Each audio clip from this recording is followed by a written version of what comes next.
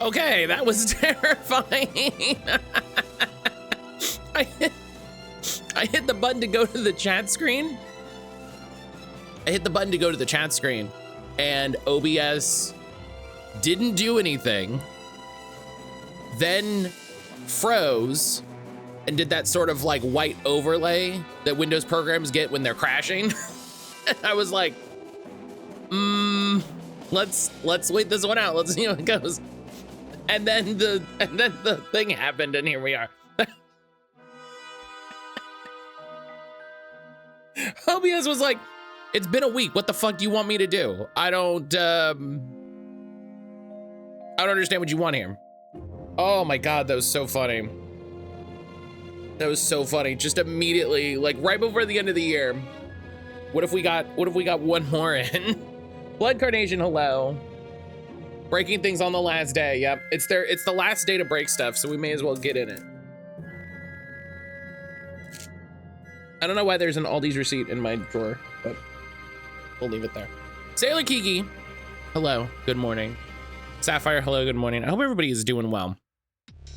Hope everybody is having a good Wednesday. I had to remind myself what flippin' day it is. Oh my goodness gracious. Hope everybody's having a good Wednesday. Hope everybody's been having a good week. I hope people have been up to some fun stuff here at the end of the year. I was prepared not to see Matt till next year. No, listen, we knew we were doing a stream on Wednesday. It's Wednesday? God, is it not Wednesday? Okay, it's Wednesday. Okay. Don't. Blood Carnation, you can't do that. Okay? You can't do that.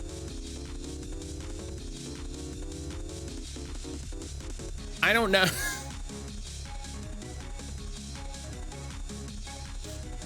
You can't do that to me.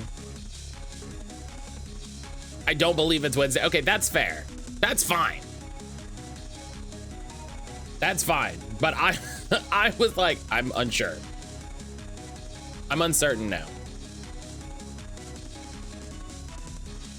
All right, we'll close this thing from Discord. It's Bully Matt on the last day of the year? No. What do you mean? Like, that's not how it works. That's not how it works. Also, OBS did a little like partial crash thing again, and so I'm really I'm really nervous. I'm really nervous. I don't know why this is happening. I'm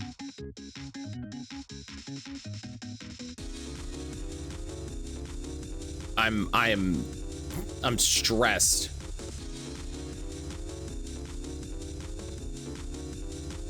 In 9 hours, 24 minutes, it'll be 2026 for me. Hell yeah. Hell yeah. Yo, hell yeah. I love getting followed by cool people on fucking Blue Sky.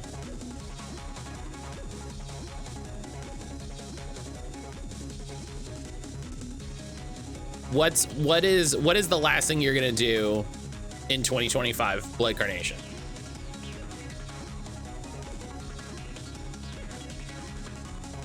What's the last thing you're gonna do?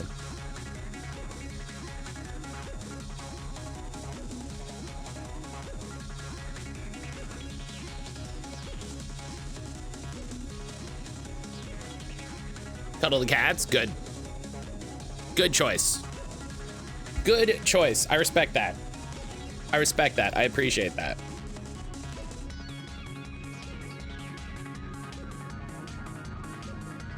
That's probably what we're gonna do. We might do an evening thing.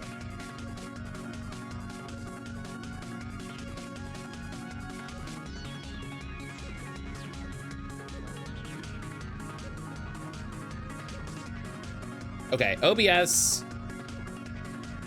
I think OBS is struggling because I'm trying to fix success story in Play Night, and then I think I think Play Night likes to use a little bit more RAM than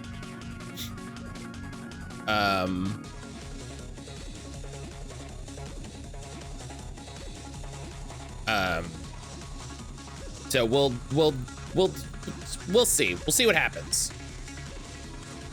We'll see what happens. We'll wait till this is done before we dive into anything too big in case it decides to crash and, you know, whatever's going on.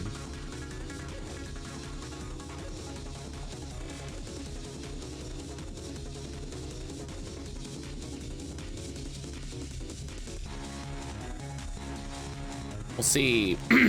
Excuse me. We'll see what we can do. We'll see what we can do here. Okay.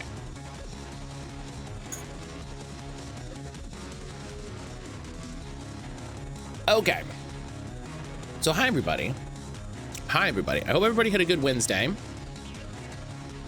I hope everybody had a good Wednesday. Hope everybody had a good week.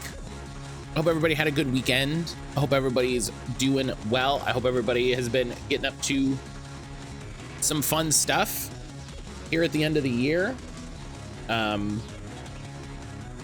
know, I hope you've got fun stuff going on. Aaron and I had our little trip yesterday, which was really nice. I as I usually do, was incredibly anxious on the drive back, and stressed, and then was exhausted when we got home. And so I went right to sleep. So,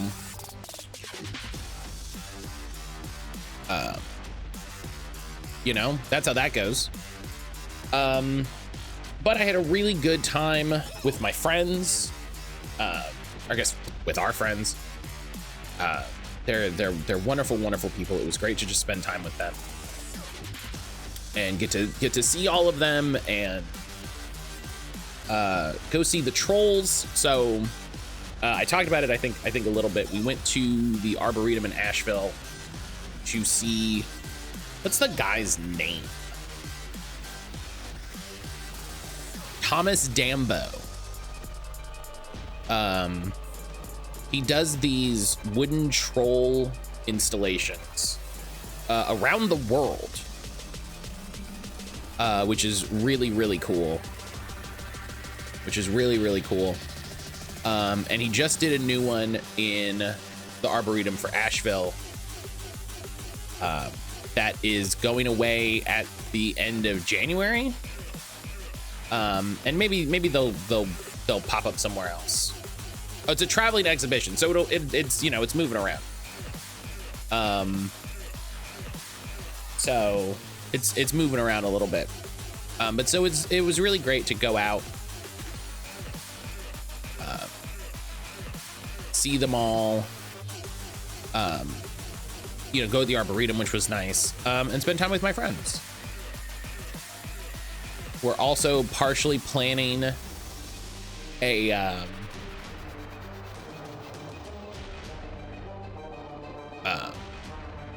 we're debating if we need to take a trip to see ones that are in Charlotte and some other ones that are sort of nearby. I don't think there's any in Georgia. Hilariously, there's some in Miami,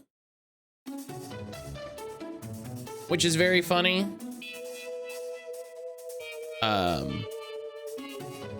Or there were. Oh, that's fun. I like that there's still pictures of where they were. That's great, though. That's a great way to do it, is to like show where they used to be with original photos and stuff. That's great. We ran into somebody who said that they took a big trip last summer, and took a motorcycle around Colorado, and saw a bunch of the ones that were up there, which is really fun. So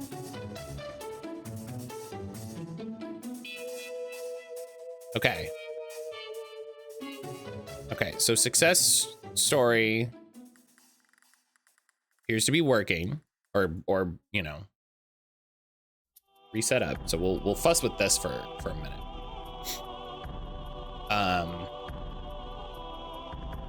But so yeah, that was yesterday. Monday we did a bunch of cookies. I totally forgot to take pictures of the cookies. Because we were so busy. We were so busy trying to do all of this.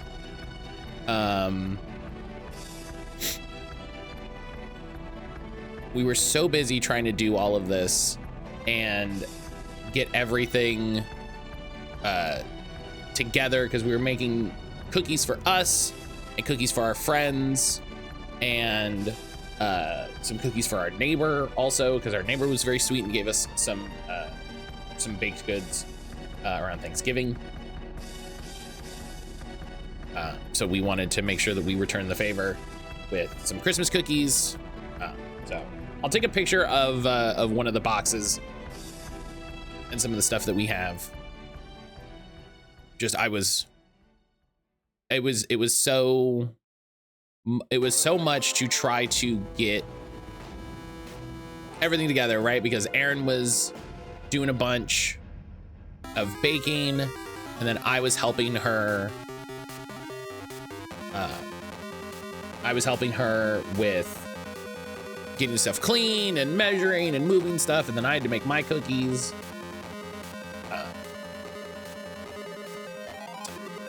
Yeah, the whole thing. It was a whole thing.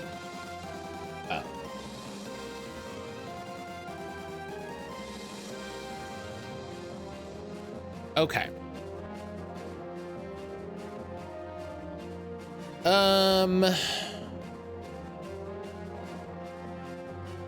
Let's see if I can find.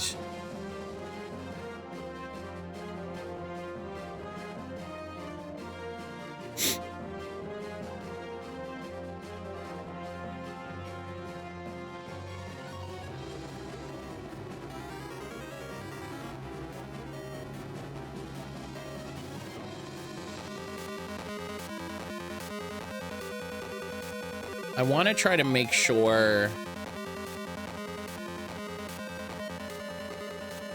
which of these is actually my Nintendo account. I want to make sure we get every game that I played this year, right? Oh, no, not that one.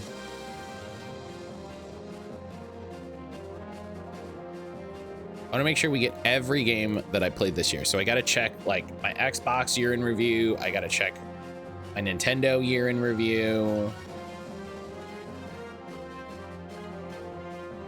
And then we'll have my Steam year in review.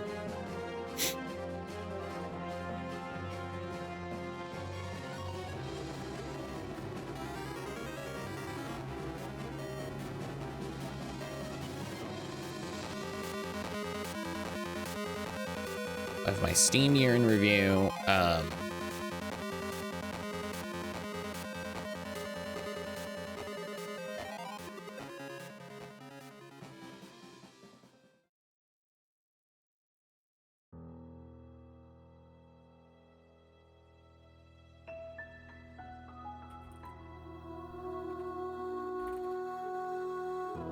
Okay.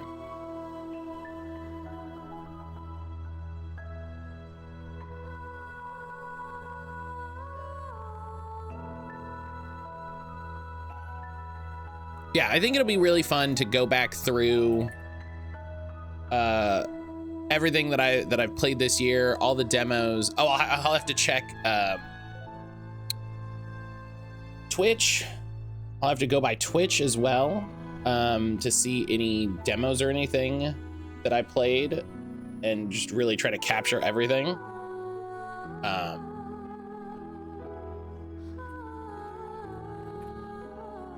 Really try to capture everything. I don't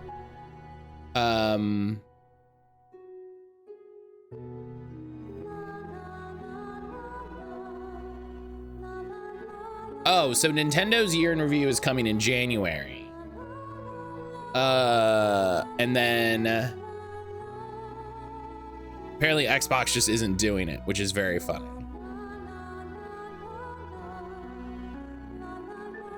Which is very, very funny. What a fun thing to do. Okay, well. Can I check my, Brian, hello.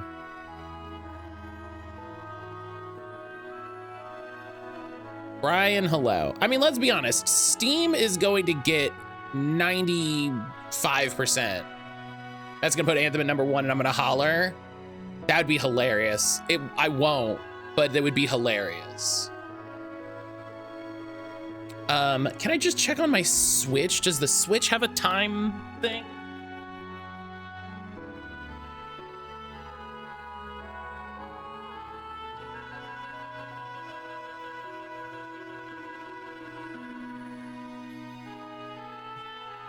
Is the Switch a good console? I mean, we know the answer to that is no. Brian, how the heck are you?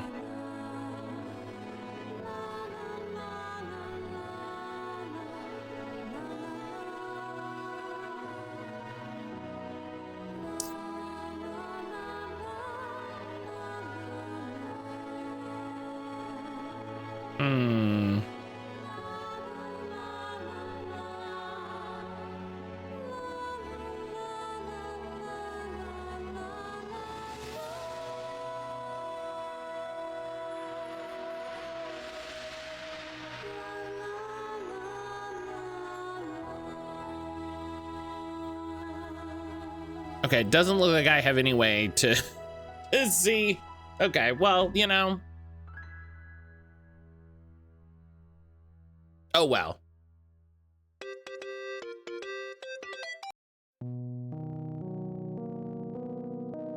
Like in general, not for or against, really. Just as a concept, just as a concept, as a general idea. Okay. Okay, so we need to pull up Twitch tracker.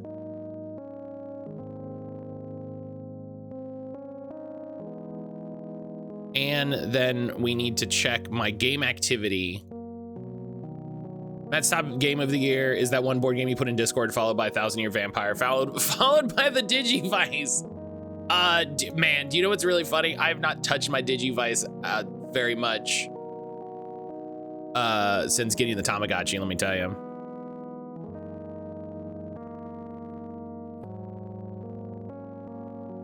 And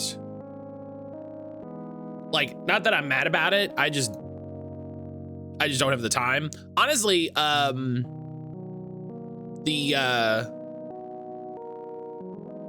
Digivice or the Tamagotchi has been less stressful than I would have thought. It's actually pretty chill. You got to pay a little attention, but it's not too bad. You know what? Let's pull these out, right? So we got backlogged. We got Steam.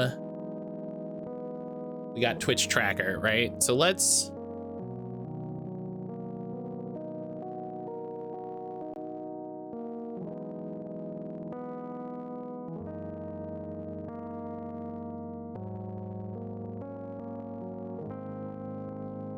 change it to this, right? And then we'll turn on background music when we go over. So then no one's yelling at me about tabs.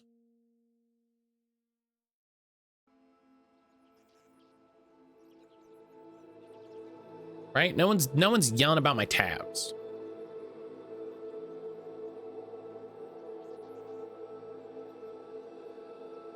All right. I have to click this button. Then I can click this button. Okay. Okay. So here is my backlogged 2025 list, games I played in 2025. I've got my game activity from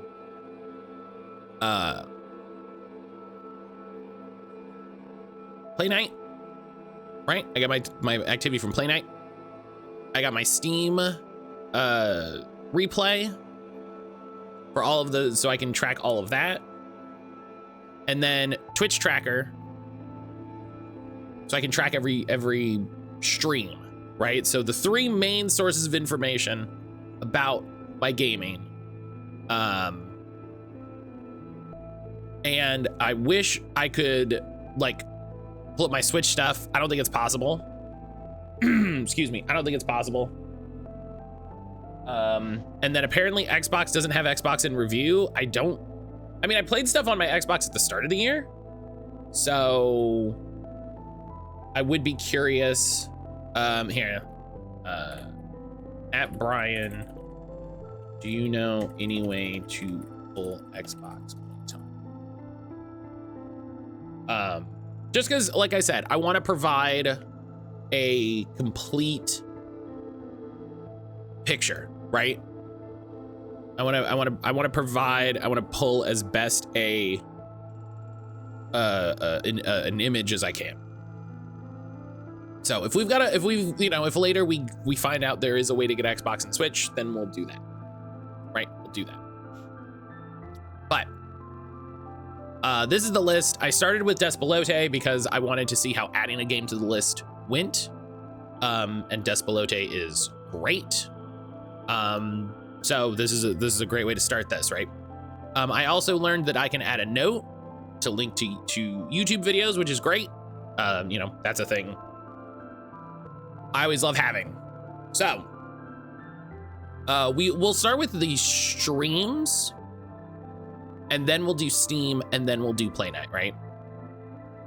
So in January 1st, I played Mouthwashing, which is incredible.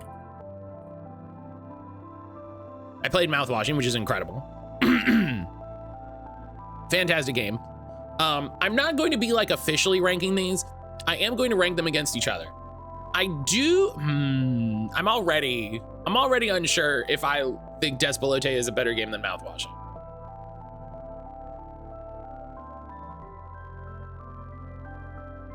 I think Despelote is better than Mouthwashing. I think Despelote is if you go to account.xbox, if you look at achievements, it has playtime. Okay. I'll do that in the browser you can't see. Thank you, buddy. Now let me reply to Brian, make sure he knows that. Thank you, buddy. Because if I can get that page, then I'll pull that over, and depending on what information it has, I might leave it invisible.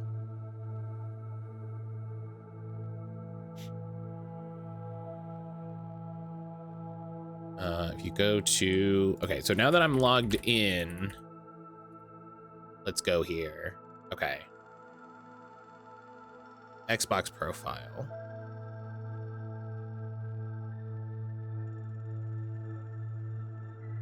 I like that it says last seen 10 hours ago in Warframe. So somehow it knows. Somehow it knows I was playing Warframe, which is funny.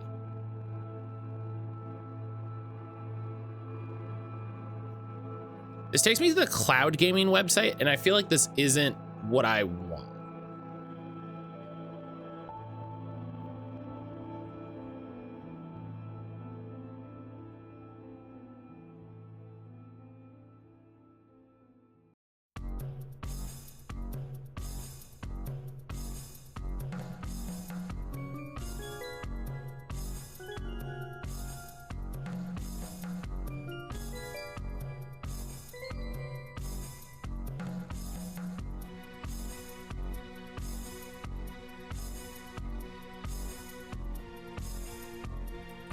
Can I just go maybe I can go to True Achievements and sign in with my Xbox account and then go from there. Oh yeah. Hey, shout outs to trueachievements.com. It's like, hey, here's your year on Xbox. I love when third-party websites do a better job of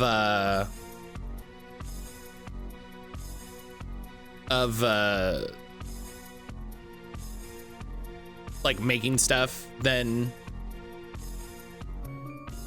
like the big companies. It's very funny. All right.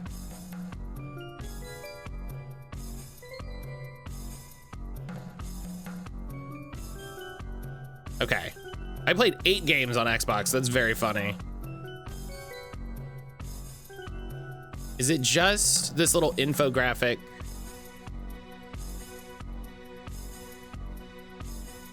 Can I just see my profile?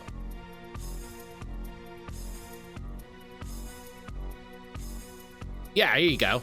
Okay, yeah. I got a little feed. I got a little feed. Okay. Hell yeah.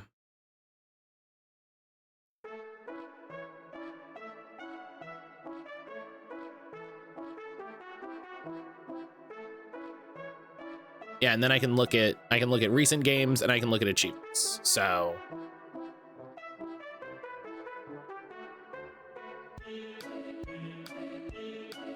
hell yeah. All right.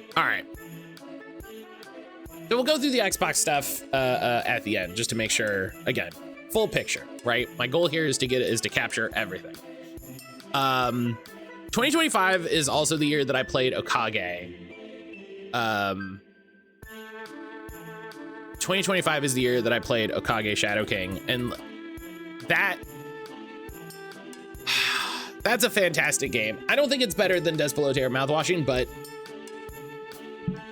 that's a game that is absolutely worth going back and dealing with the weirdness of playing on a playing an old PS2 game. It's absolutely worth dealing with some of the weird spots where you're not sure where to go and who you need to talk to and all of this. I'm gonna move my camera in the same way we do Game Dole, so that everybody can see the whole thing. I definitely think, like, in the same way it was fantastic to go back and play Dark Cloud, going back and playing Okage was fantastic. And it's weird I don't hear more people talk about Okage. You know? Okay. We streamed Okage. I played Megaloot. Megaloot was really good. I definitely think I like Megaloot better than Okage. But that's my tastes.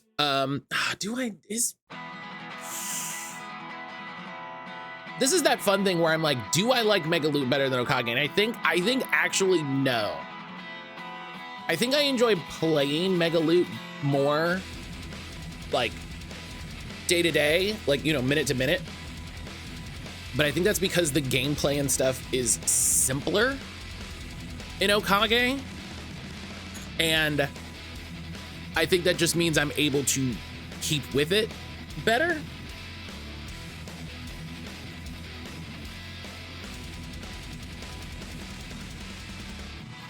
But I think even just the characters, the music, all of that is better time. I played some Balatro. I definitely played some Balatro in January. I definitely played some Balatro in 2024 or 2025. Probably less Balatro than I wanted. I do want to go back. I do think Balatro is better than Megaloot.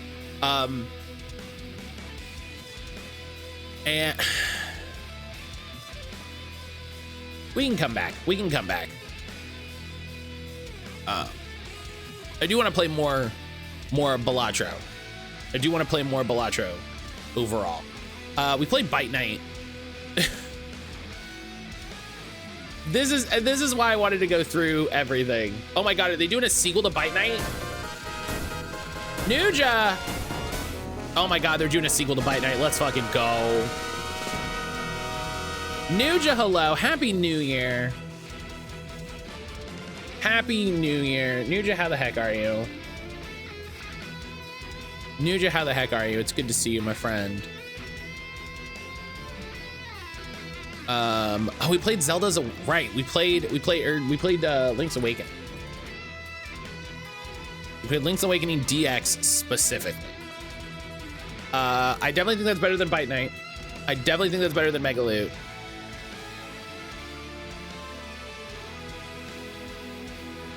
It's hard to say if it's better than Balatro.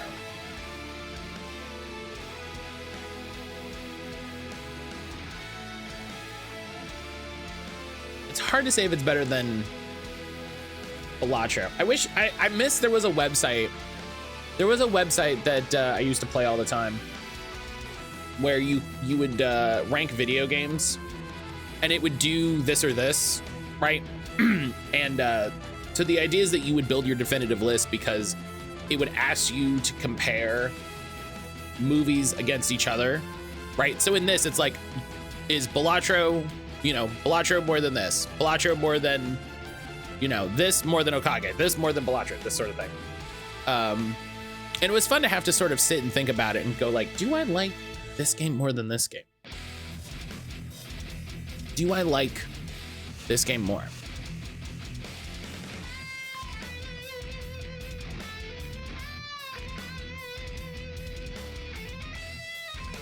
Nuja, how the heck are you?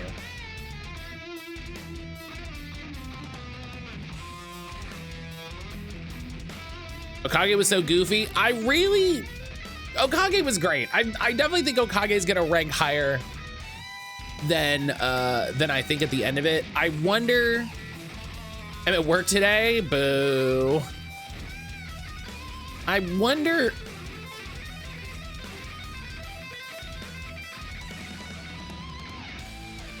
I don't hate this. I don't hate this.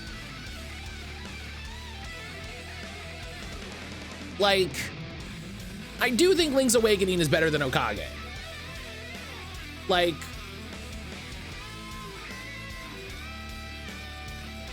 but I don't think it's better than Balatro, and I don't think either of them are better than Balatro. So, like I said, we'll revisit it. I don't want to, you know, I don't want to spend the whole time. I don't want to spend the whole time like figuring this out. Lucifer's so silly, he demanded out, looked at the snow, went out anyway. 10 minutes later, was at the window, demanding to be in again.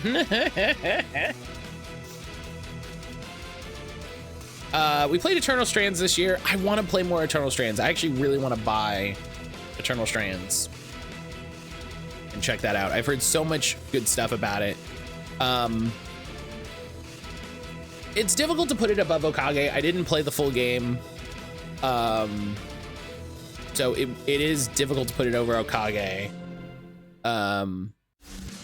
So maybe after, you know, maybe if I'd played the full game and had the full experience, I would put it over Okage, but I can only speak to my experience.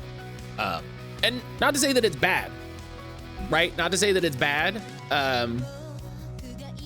Just what I played didn't propel me. Okay. Here's the first banger of the year. Citizen Sleeper 2.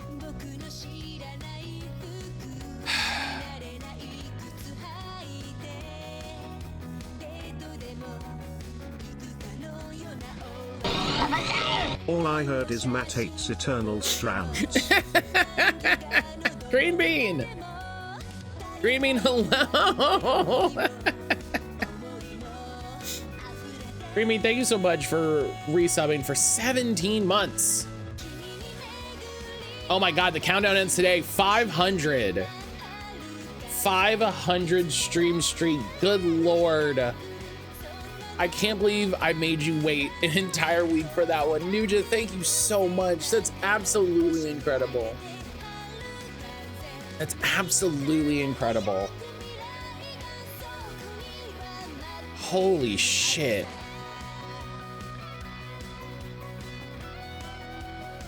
Nuja, thank you so much. That's ridiculous.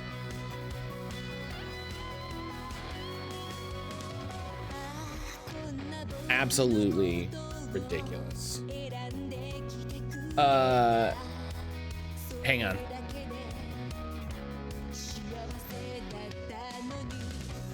Hang on.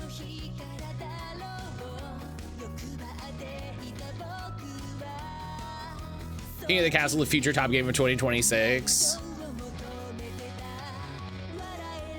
I'm not, you know, I'm here for it. I feel like we've got some bangers lined up in 2026, but I wouldn't do it if you didn't have such a neat place to be around. I hope you had a great year streaming for silly people like me. I appreciate that. I appreciate that, Nugent. Yeah, it was a fantastic year. Honestly, it was so enjoyable spending it with y'all and playing a variety of stuff. Like I think we had fun with just about everything, and that's kind of the idea. But yeah, thank you so much. Creaming, how the heck are you doing? How the heck are you doing? I hope you're doing all right. Hope you had a good weekend. The real thing is, do I think Citizen Sleeper 2 is better than Despelote? I do think that. I do think that. I think Despelote is going to be up there, but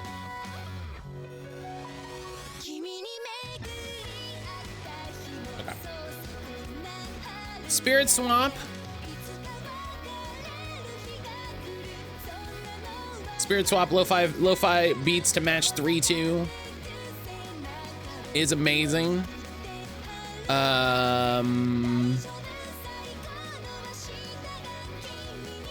Is it better than Balatro?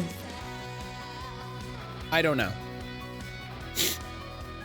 This is the difficulty, I think. I think Balatro is going to form the line in the sand for a lot of games. You know, do you know what? You know what? This is me. This is me, right? This is my list. I don't have to come up with some weird, like, critical, like, general critique list. This is my list. I think Spirit Swap is better than Balatro because I think we deserve more match 3 games. We deserve more match 3 games. I'm taking a stand. I'm taking a stand. I don't like it because it ends on a preposition. That's very you. Yeah. It's very you, that tracks. Enshrouded. God, I haven't played Enshrouded in a minute. They're about to have a big have a big update. I really like Enshrouded. We deserve more match 3 games when you're comparing it to a 1-of-1 game. I don't think I don't know.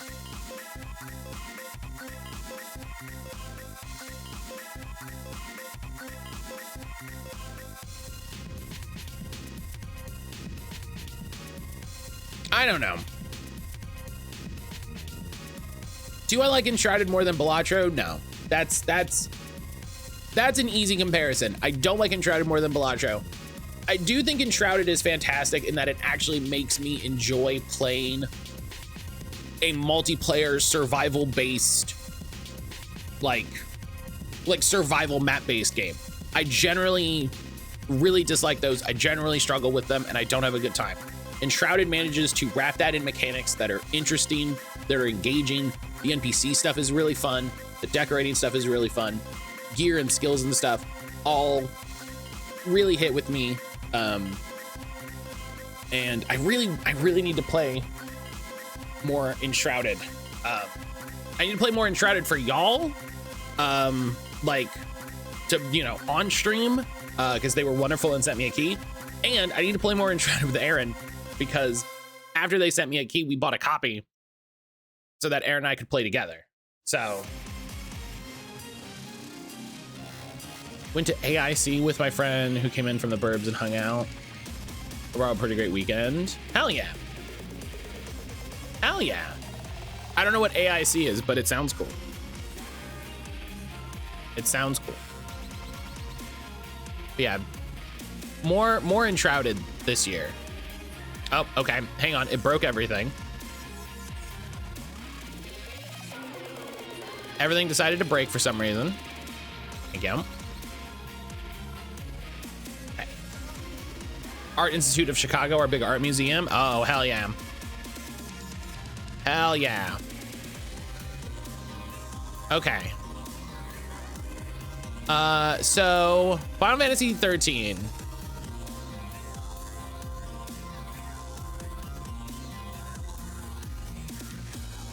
Final Fantasy 13. We just have to start going up the list, right?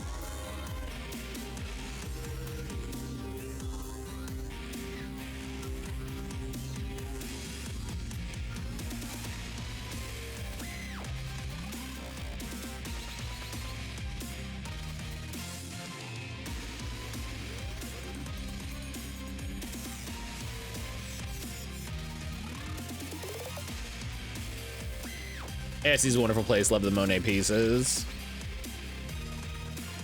Green Bean, have you ever touched one of the arts? Have you ever touched one of the paintings?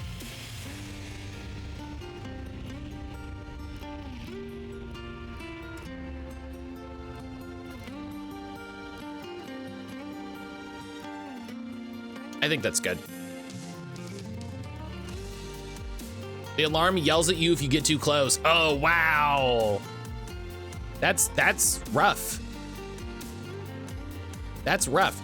I know these full games are coming this in the rest of the year, so we're gonna skip those demos for now.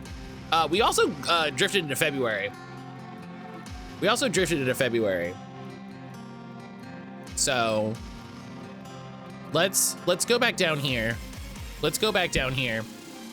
I played Warframe in January.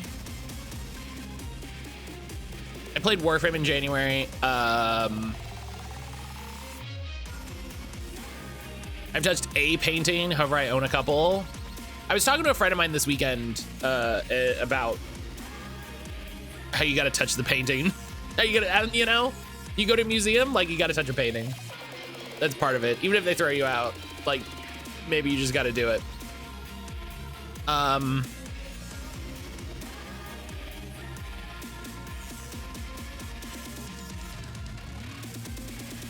You know, I said that I think Balacho is going to form the line. I think Warframe is also one of those breakpoints where even though I'm struggling with it, even though I'm like really fighting to sort of get what it's doing, I really enjoy what it's doing. And there's so goddamn much of it, and all of it is like, I'm not even to the like cool parts of the story. I'm still struggling to fucking get my head around all this shit. So played up, God, so much played up this year.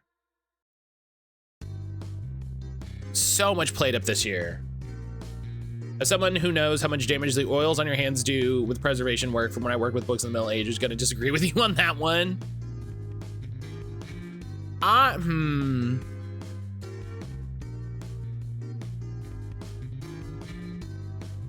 don't know. Future Proof, good morning. Warframe's problem is doing a lot of different things over the years, and not all of them are done in a linear fashion. Yeah, I do. I think the hardest part of starting Warframe is starting Warframe.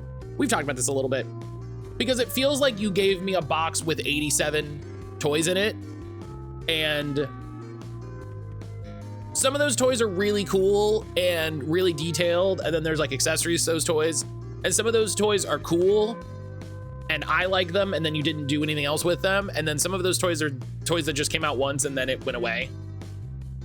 Word of Fame's Friends is still in beta. That's funny.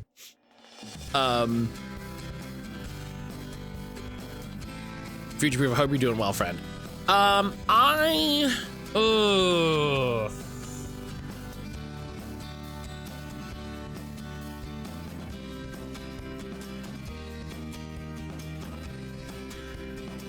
12-year beta now, I think. Oh, so they're still in early access. They're ripping people off, is what I'm hearing.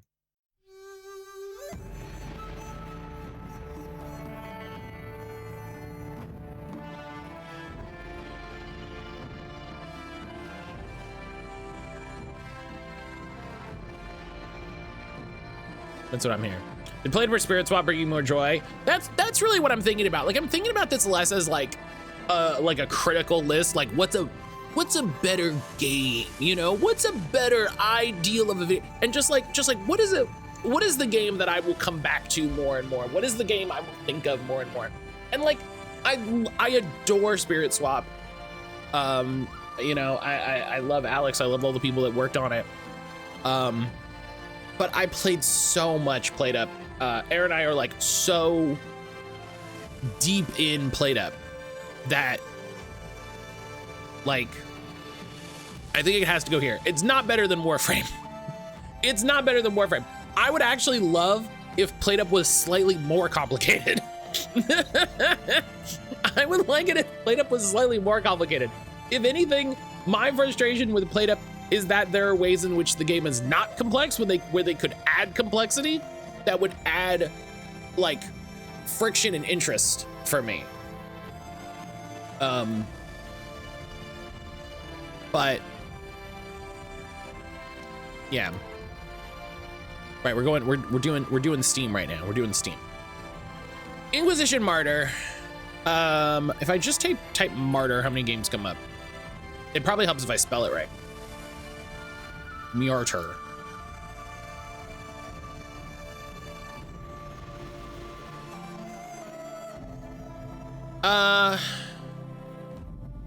Interesting you played expansion. You can die. Martyr is a Diablo like. It's good. But it's gonna be low because it's not incredibly interesting as a game. Like, it does what it says on the tin, and I think it does a very good job of it. But it's gonna be low. It's gonna be a mid-tier game because it is a mid-tier game. But I appreciate and respect that. That is, you know, you need those. You need those. Citizen Sleeper 2, we already have. Mega Loot, we already have. Lockdown Protocol. Okay, Lockdown Protocol makes me upset. Lockdown Protocol makes me upset. I'm gonna put Lockdown Protocol on here because I did play it in 2022. And it is frustrating because the people who make this game seem to not be cool people. There was some like weird comments that came out a while ago from the devs Discord. Nothing overly horrendous, but definitely questionable. And last I checked, so I think we've talked about it on here before, and I'm pulling up Steam to confirm this. So last I looked at it, right? Lockdown Protocol had oh, they had a new skin come out.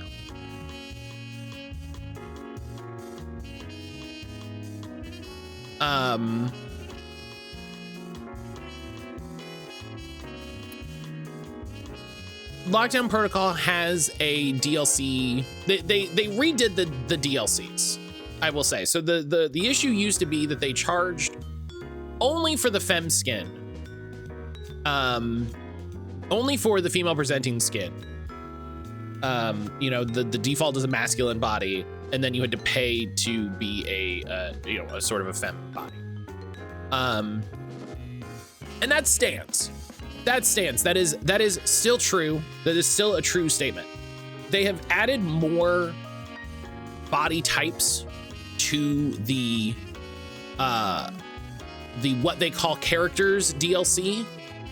I think it's very telling that they redid one screenshot to show off those new body types, and the rest of the screenshots are still the original, hey, you can play as a girl and here's all the color variations.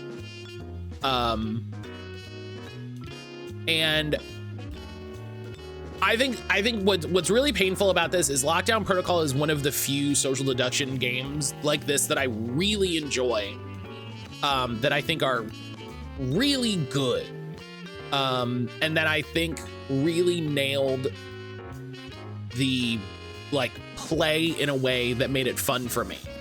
And so it sucks that the developers are like jerks, you know?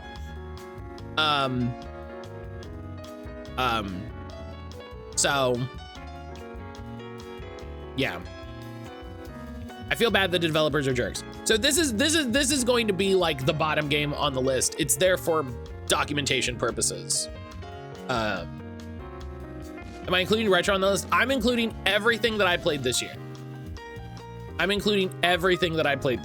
I fight for the users. Future.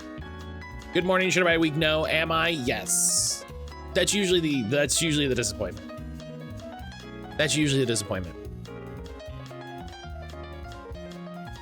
Final Fantasy 9. I don't know, when did this version come out?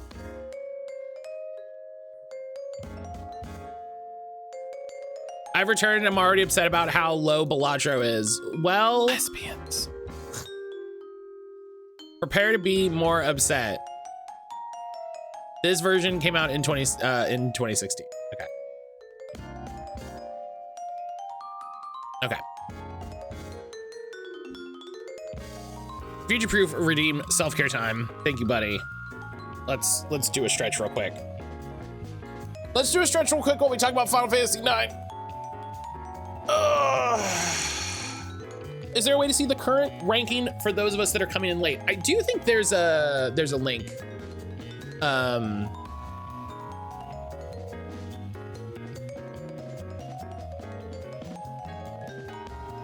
well, I broke everything. Okay, cool. I broke everything. No, it's okay. No, Kara, it's okay. It's okay. This is the... It's fine. I'm angry too. It's fine.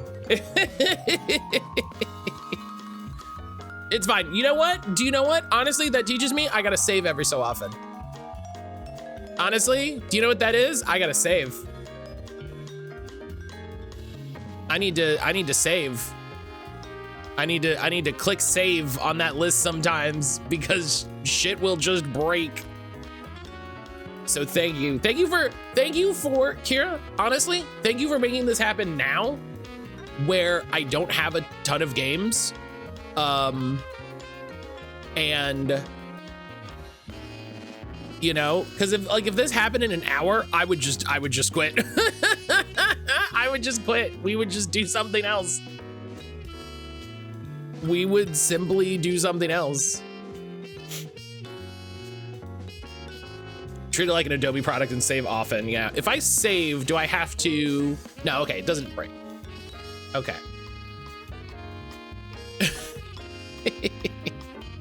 I'm recovering from being very sick, preparing for fireworks hell. Oh God, you're right. Fireworks hell. Gross. I'm sorry, that really sucks.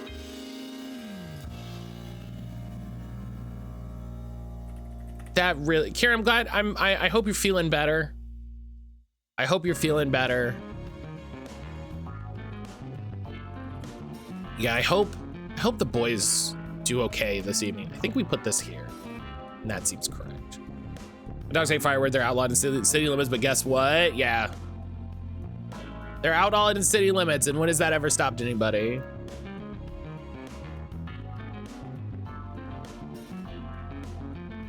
Silver, how are you? Silver, how the heck are you doing? I'm sorry you're up so early. I definitely feel that. Yeah, that feels correct. I'm just gonna save after every game. Seems like the best way to do it. I have to go to an appointment in 20 minutes, otherwise I'm good.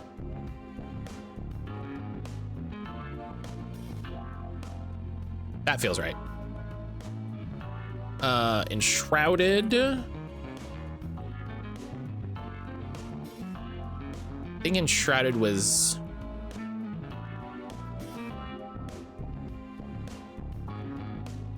That seems correct.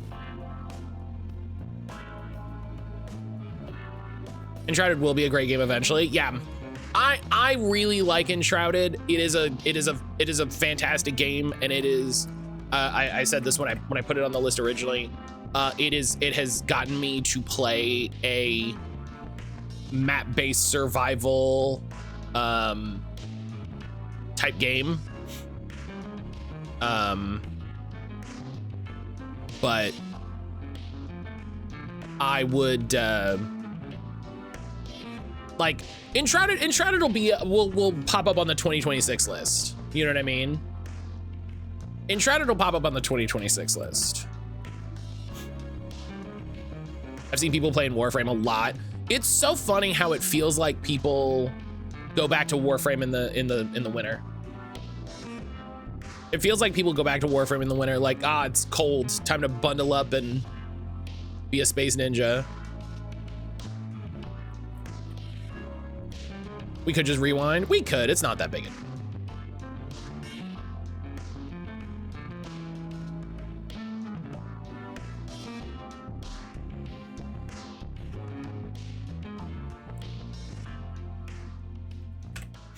It's not that big a deal. All right, Martyr was fine. As I said, Martyr was fine. I was playing a little Warframe last night. Oh my God, come on. I made a little progress on the star chart, which is nice.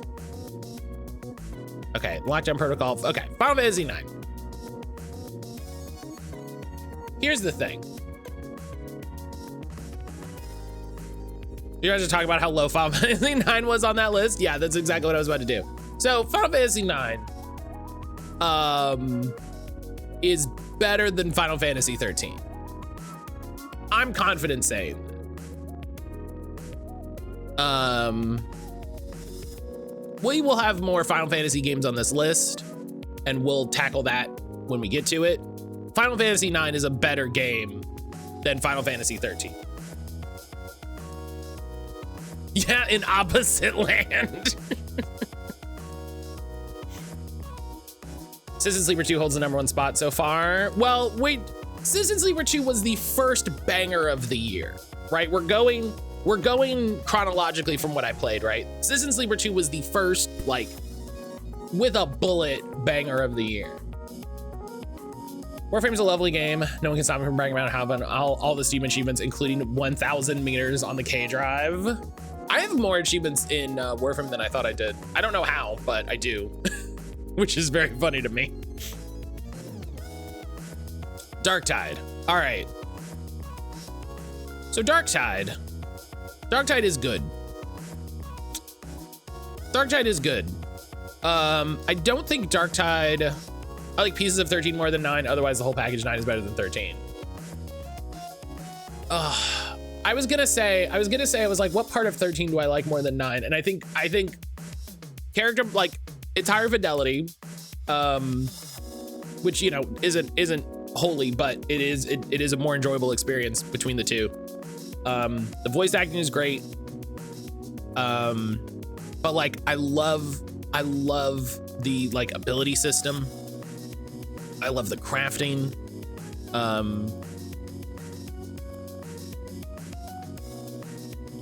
I think Darktide has to be over Enshrouded. I think Darktide has to be over Enshrouded because Enshrouded is not a fully released game. So when it comes down to the comparison, do I like Darktide more than Okage? Yes. Do I like Darktide more than Spiswa?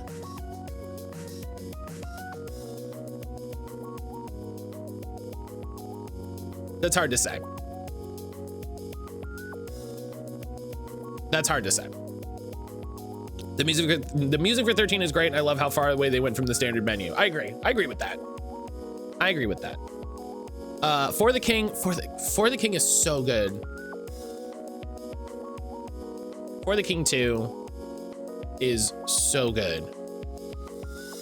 I mean, that's easy.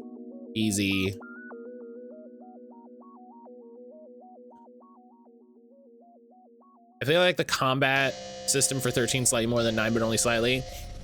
So the thing that I'm keeping in mind, Silver, is that I still have to add 13.2. The combat in 13.2 is better than 13. And Final Fantasy 9 is the classic ATB, you know, 4 in a line, and I love that combat system for the games that support it. So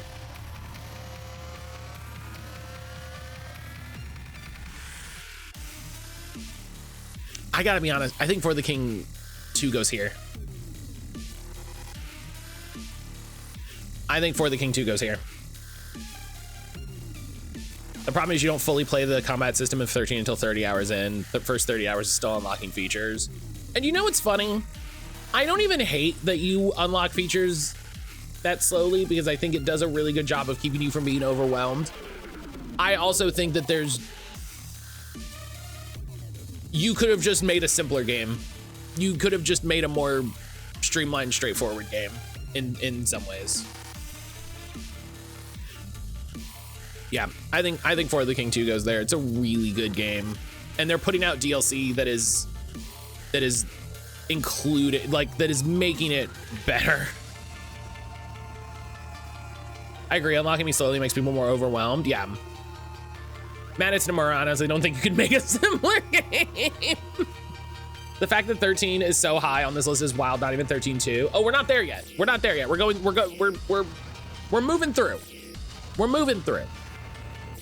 Role Player is a digital version of a board game. I think that puts it somewhere around here.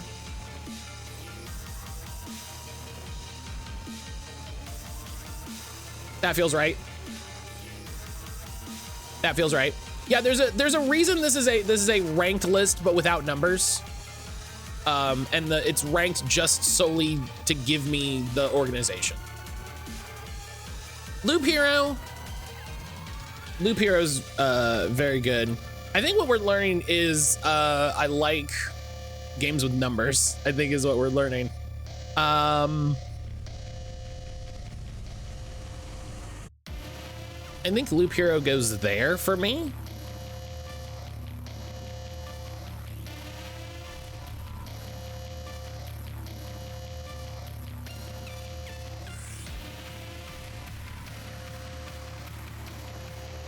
Yeah, that feels right. That feels right. You know, Brian says that.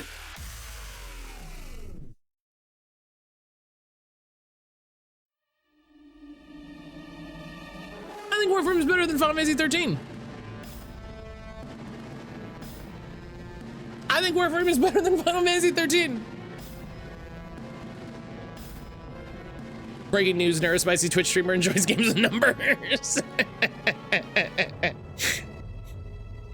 Potion Explosion is the same. I feel like there's gonna be a number of games on this list that are just like, yeah, Matt plays digital board games with their friends. I think Role Player is better than Potion Explosion.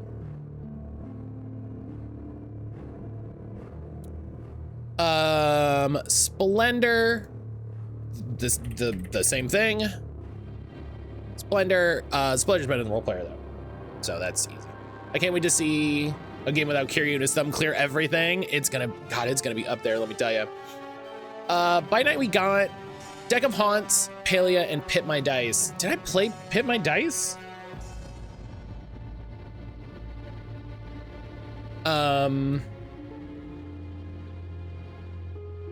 Deck of Haunts was okay, and the demo showed a very small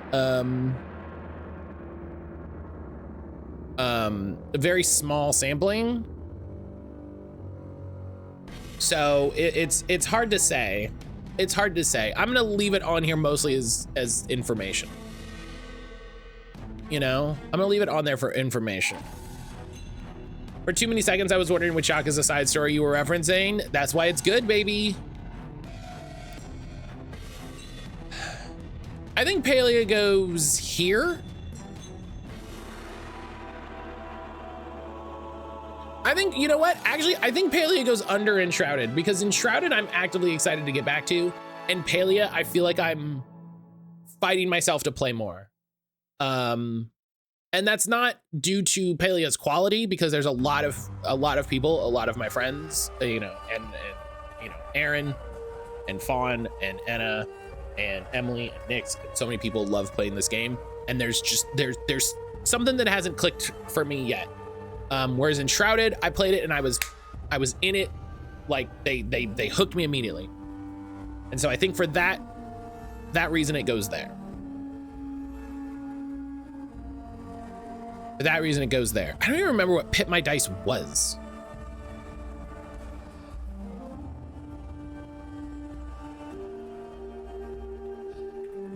Where's Uma? Oh, was that this year?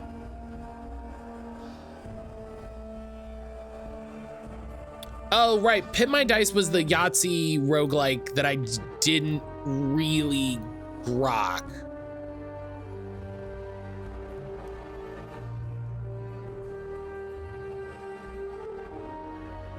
God, Uma was this year, wasn't it? Fuck.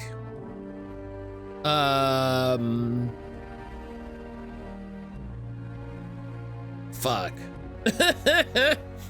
Paley Gang is gonna come at you with Harvard vegetables and baseball bats.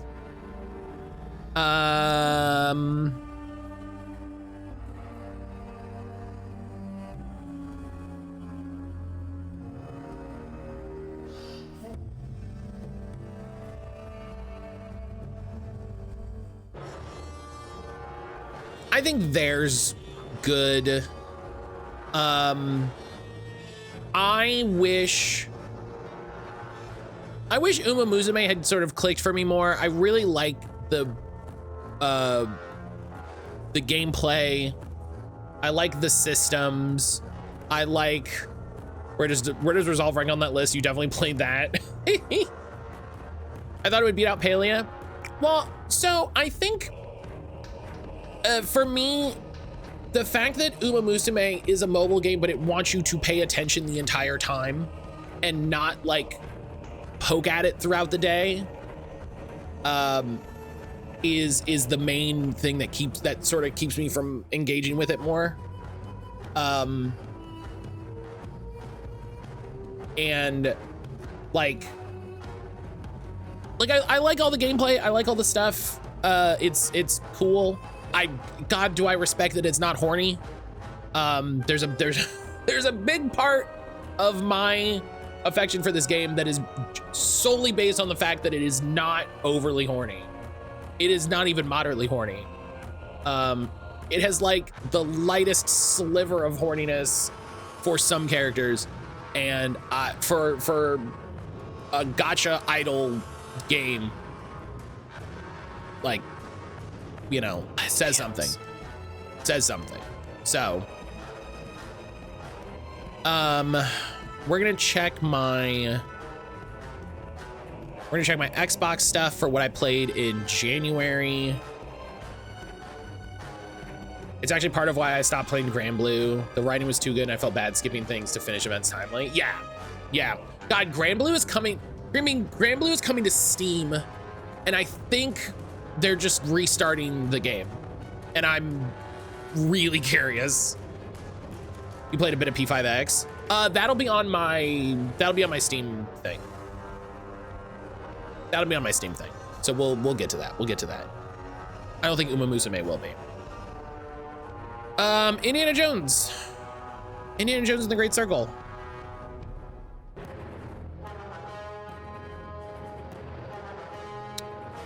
That's a good game.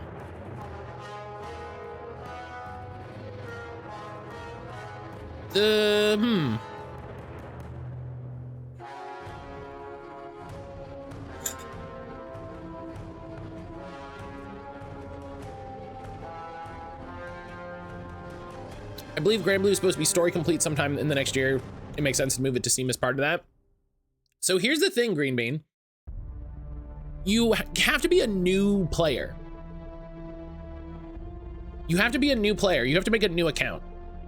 Indiana Jones was surprisingly polished. It was better and more engaging than I thought it was going to be. Like, we actually went through and did all of the side stuff to see the secret ending. Aaron and I really, like, I played through this with Aaron. You know, it was a good time. It was a good time. Oh, right.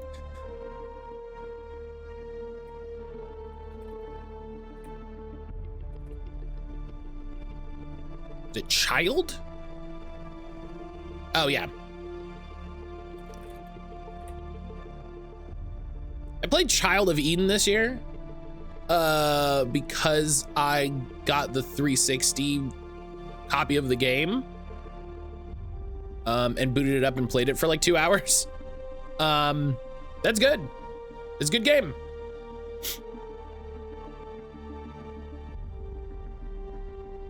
And also Eternal Strands. That's where I played most of Eternal Strands. And the new Orcs Must Die.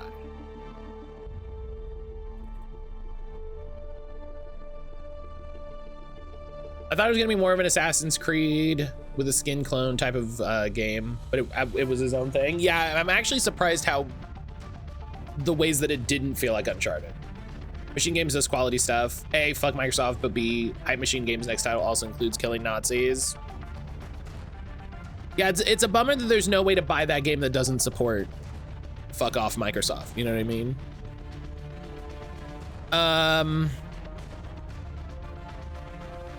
Fast forward to this time next year where Matt's wondering if Too Human is at number 3 is too high.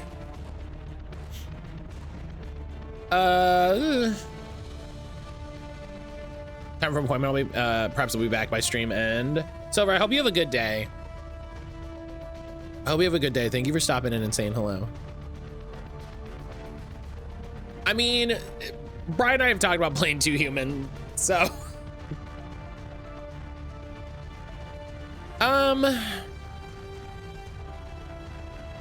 I do. Does this list have Game Dole? Bottom of the list.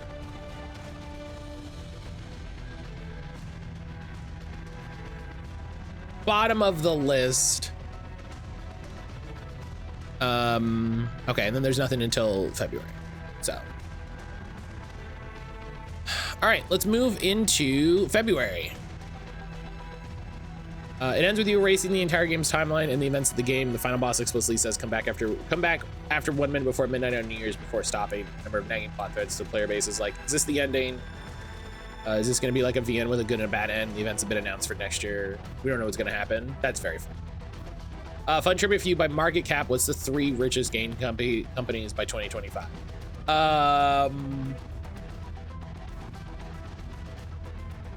NetEase. It's gonna be companies with mobile games. NetEase, HoYoverse, Nintendo.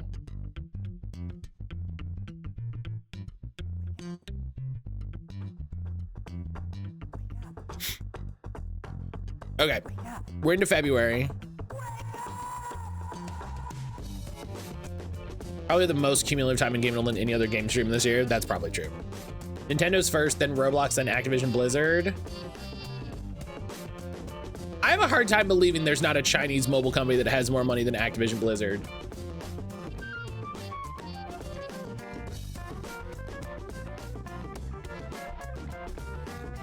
Okay, February, new game, Lethal Company.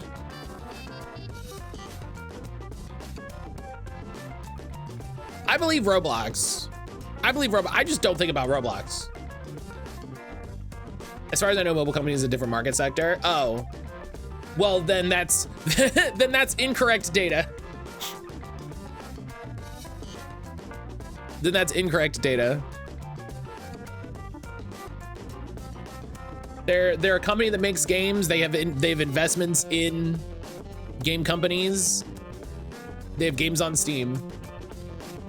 It's by market cap, which is based on publicly traded shares. Oh yeah, and that's not gonna be. Yeah, That's fair. That's fair.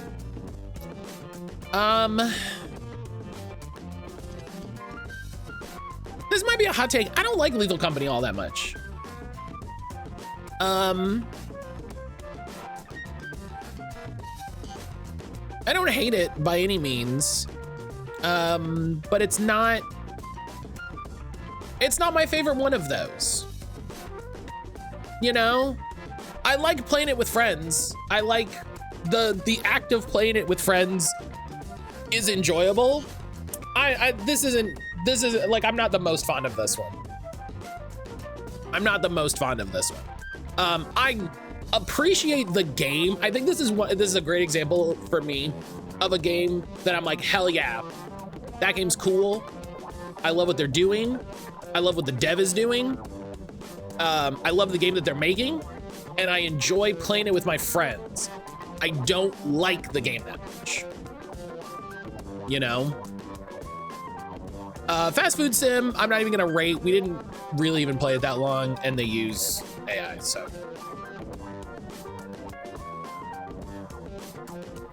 It put the genre on the map. I think there's others that do it better now. Yeah, and it's like you're doing good. I love what you're doing. It's not this one for me. Guilty as Sock, I love. Guilty as Sock is really good. Guilty as Sock is really good.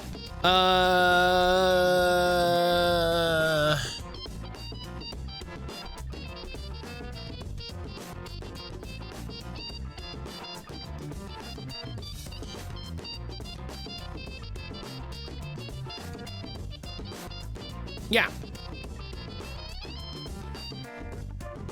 I think a lot of folks mistake how much they like that game with how much they like their friends.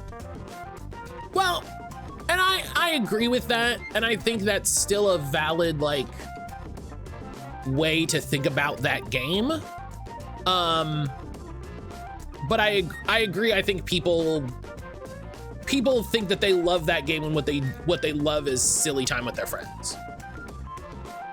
And I think, you know, it speaks to the quality of the game that it builds that framework.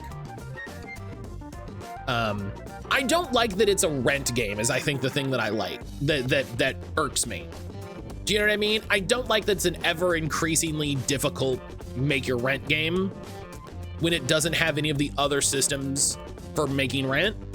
When it's like, it could just be a explore scary things and bring back stuff game. Like it could just be that, you know what I mean? It could just be that, and that's great.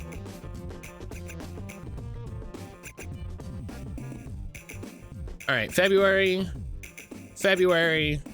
and okay, end of February. Steam replay for February. Final Fantasy 13, which is on the list. Citizen Sleeper 2, Enshrouded, Spiswa, Wander Stop. I believe this was the demo. Final Fantasy 9, For the King. Did I get For the King on the remake in the list? Yes. For the King, Martyr, Lethal Company, Monster Hunter Wilds. Monster Hunter Wild. I have not played enough Monster Hunter Wilds for how much I love Monster Hunter.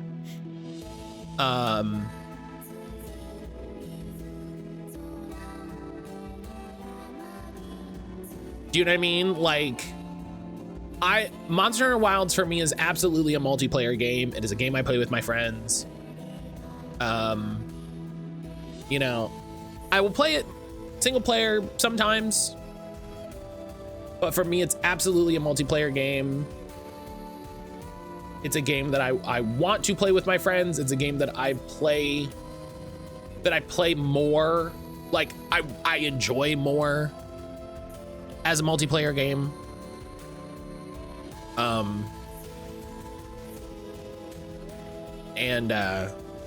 I actively want to play more of it because they're probably going to drop an expansion soon. Guilty as Sock, Balatro. Okay, we played the demo for Promise Mascot Agency, so we're going to skip the demo because it's coming later. Rivals, I don't even want to put on this list because I played Rivals all of like 2 matches. And it's like, did I play Rivals? Yes. Did I care? No.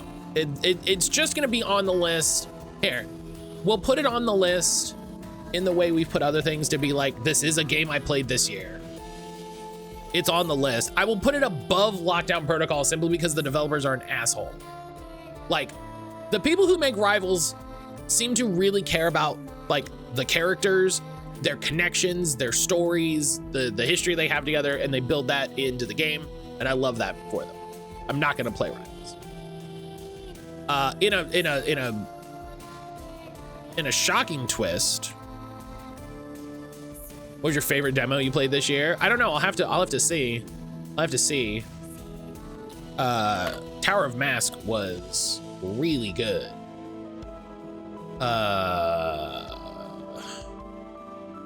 Celestian, hello. Tower of Mask was really good.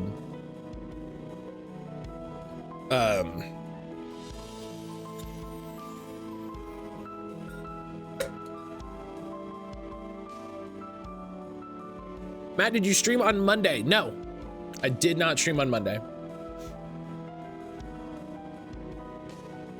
I did not stream on Monday. I got an email alert from Twitch like you're missing your streak, and I'm like, huh? No.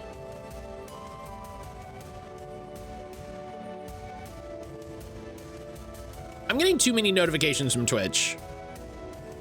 Twitch is sending me too many goddamn notifications. Wildkeepers Rising was interesting but not engaging. I'll put it on the list so that it's here. And I might try like more of the game. Megaloot, Warframe, Below Rusted Gods. What was this?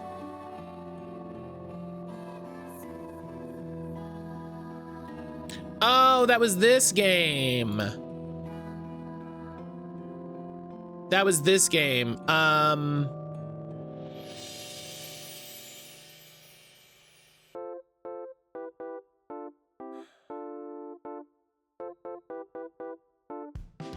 I didn't fuss with this enough. I think I booted it up to show to the group chat in Discord, and then like was fussing with it, and then it was like, okay, we're doing something, and you know, we figured out what we were gonna play. So I don't want to put this on the list even to say I have experience with it, because I don't. That would be incorrect. Fast food sim, I talked about why I'm not putting that on the list. I can't believe they haven't fucking changed their AI stuff, and they should be mocked mercilessly for it. Umbrotica Tactics was fine.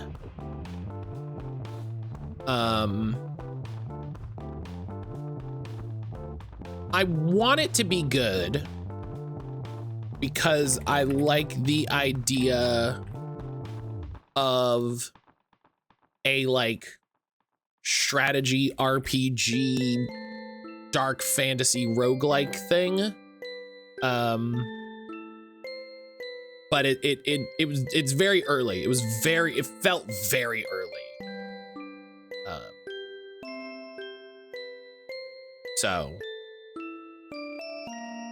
I would love to see more of that. Slash, I hope you're doing well. Oh, I've been forgetting to check play night if there's anything that slipped through. So let me check February here. Shrouded 13. I played some Pokemon Ranger. That's right. I started playing Pokemon Ranger. Which I'll put on here because I played it for 2 hours. That game's pretty good. I think once I get my, I think I need to just play this on my DS hardware so that I can go through and get the events that I want, and I want to track down the other cards. but I need to, maybe I'll play this on like my phone emulator or something. I don't know, I'll figure this out.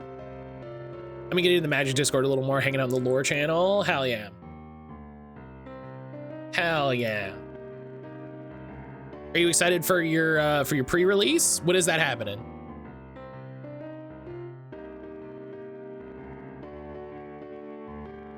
Okay.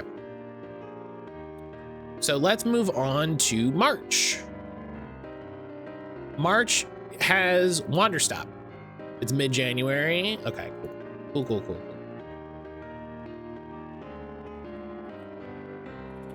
March introduces us to the full version of Wanderstop.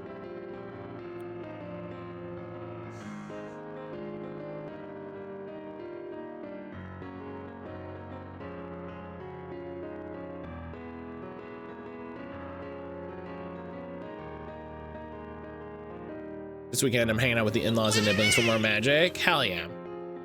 Hero, hello. Play all these cool games, giving us one.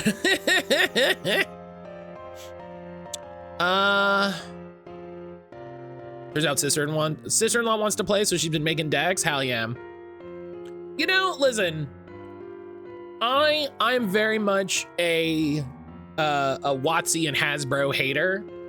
But I do love like the positive aspects of the Magic community, and so I check myself in those situations, right? Not D&D though. D&D you can get D&D can get fucked. There's so many better TTRPGs. There's not a lot of options when it comes to card games in that way.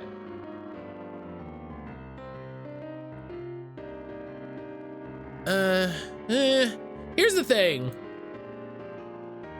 I liked Wanderstomp.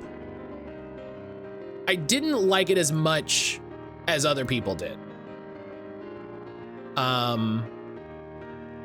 I really liked it though.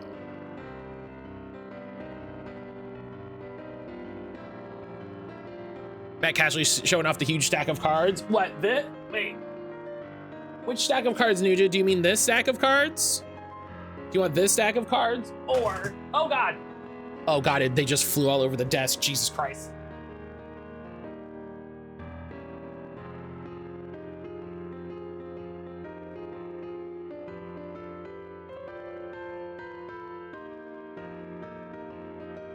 It's fine.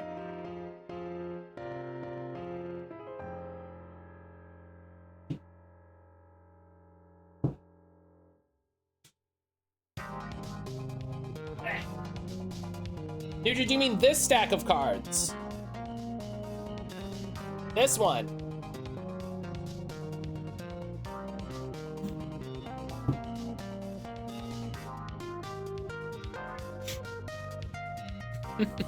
Yeah, the cards you sent flying across the These are cool cards.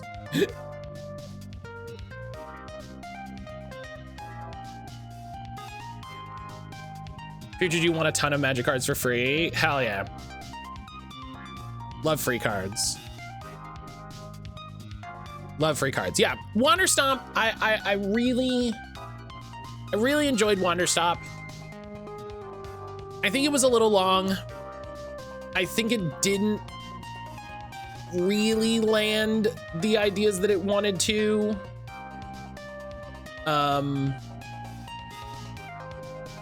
But I think what it did was really good.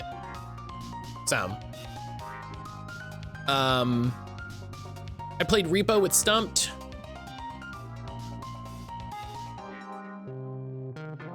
Repo is Lethal Company, but better. So at the very least, it goes above Lethal Company. At the very least, it goes above Lethal Company.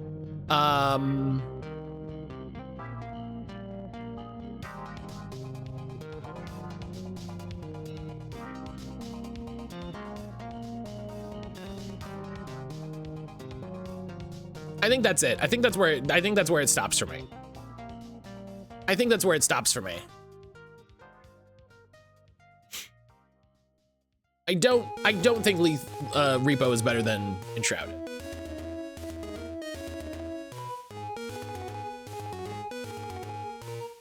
I don't think Repo's better than Enshrouded. I should save the list. March. Oh my God, March is when we finish Valkyria Chronicles. Oh my God. Do you know how pleased I was to actually go back and finish this game that I don't think was as great as it could be?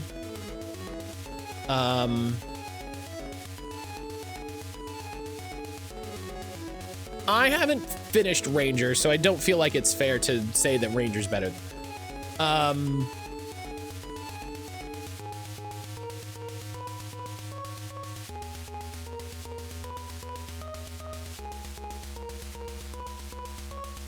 I think this is correct. I think this is correct.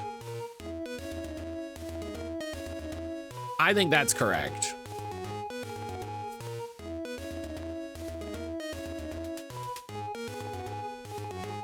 Yeah.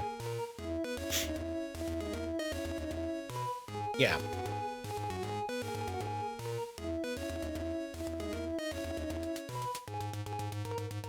Okay, that's end of March. March on Steam. Die For Me, Sweetie, a textile manufacturing company set up after the events of Valkyria Chronicles. Man, I had such a time with that game too. We were banging on all cylinders, and then that game hit a spot and just fucking nosedived. I'm so glad we cheated to see the end of that game.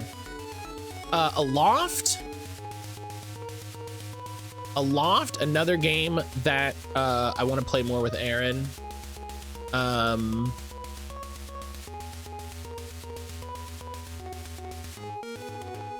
think it goes right about there for me.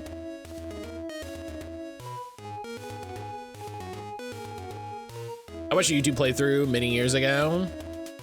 It looked like a slog. I was having such a great time. And then the game hits the point where it expects you to grind, to level up and get money to like buy new parts. And I'm like, you're really kind of like destroying your narrative here in a way that's uninteresting.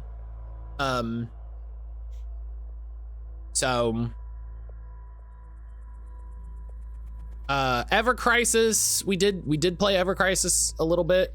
I did play Ever Crisis a little bit. I tried to get back into Ever Crisis this year. This was kind of the year of me trying to get back into some phone games and not really succeeding. I've kind of struggled with phone games for the last few years. And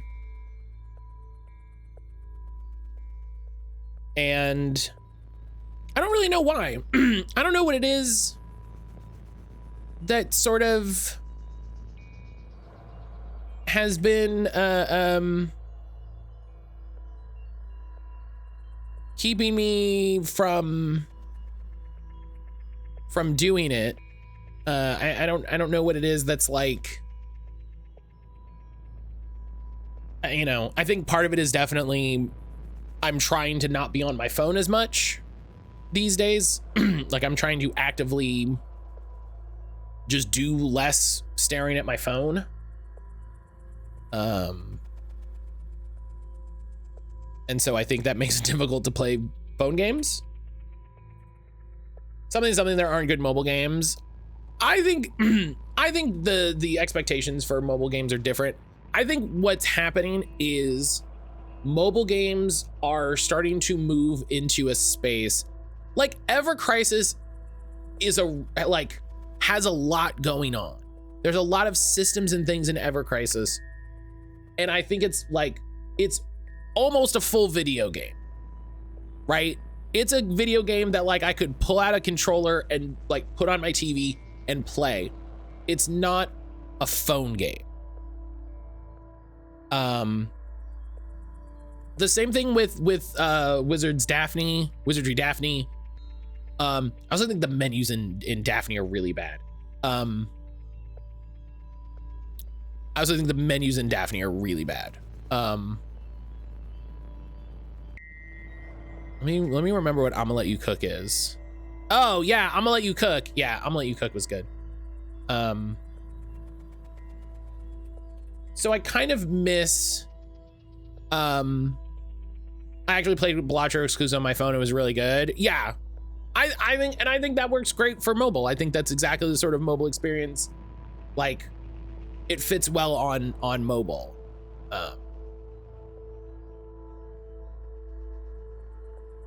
I liked Megaloot more than Daphne, at the very least.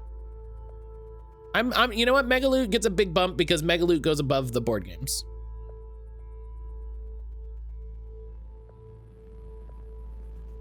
And this was the demo.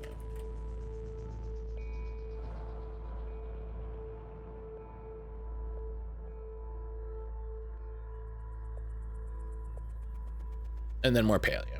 Okay. Let's see here. Be right back. Someone brought bagels. Let's go. Oh, I missed checking Xbox. I played Avowed.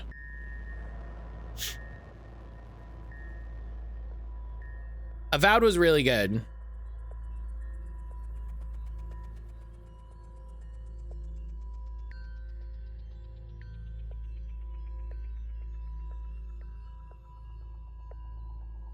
Avowed was really good, but I also felt like I never fully clicked with it.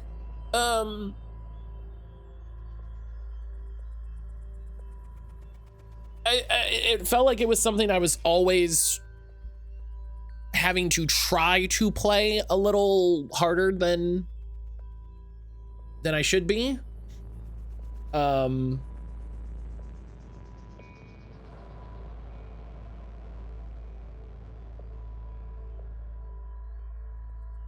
And it looked cool. It has a great style. You know, the devs are great. You know, it's a Microsoft Game Studios. It's a Microsoft company, so fuck Microsoft. But I think Avowed was Obsidian.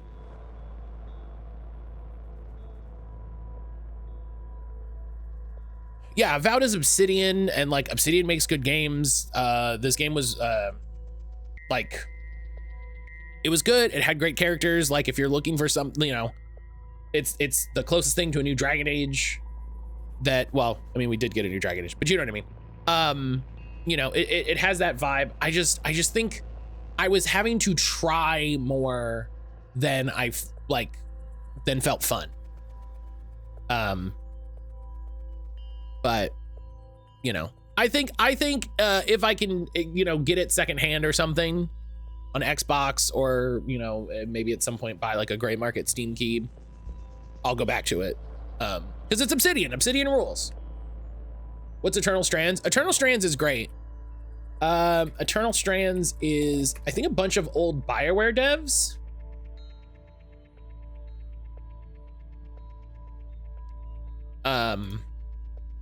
It's a third-person action game. This is a trailer. It's a third-person action game. You're exploring the world. You have a lot of really cool powers.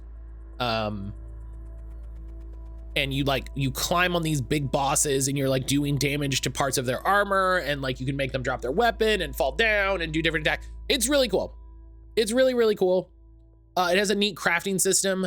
The crafting system is a la Dragon Age Inquisition, where the stuff that you use to make the armor determines its properties in addition to the armor set. So I had a lot of fun like mixing and matching bits. I believe I streamed it, but I don't think the videos are up. But yeah, Eternal Strands, great. Eternal Strands, great. Indiana Jones. I played blah, blah, blah, blah. I played Mullet Mad Jack. This was good. This is one of those, like, not exactly my taste, but really solid.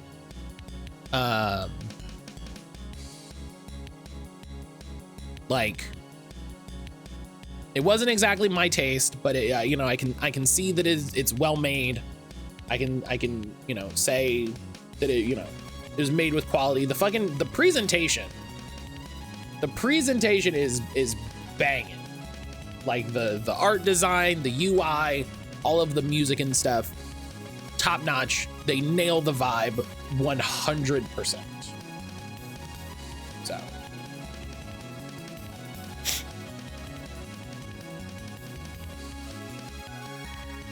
More Indiana Jones, yeah. All right, and then let's check play night to see if there's anything weird that I missed. No, not anything. I played Kingsfield 2 for 12 seconds, and that was probably just to test if something.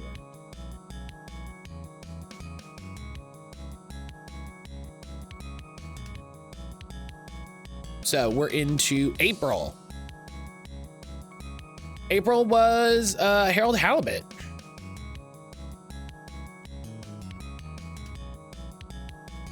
April was Harold Halibut. That's gonna go. Yeah, this is gonna go up here.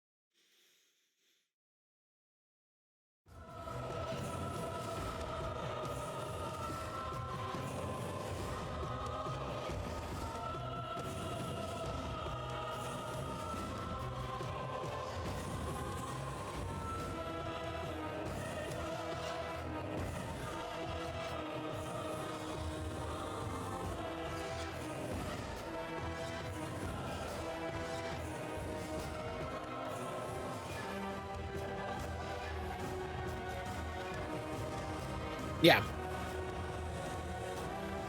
Yeah. I think that's good.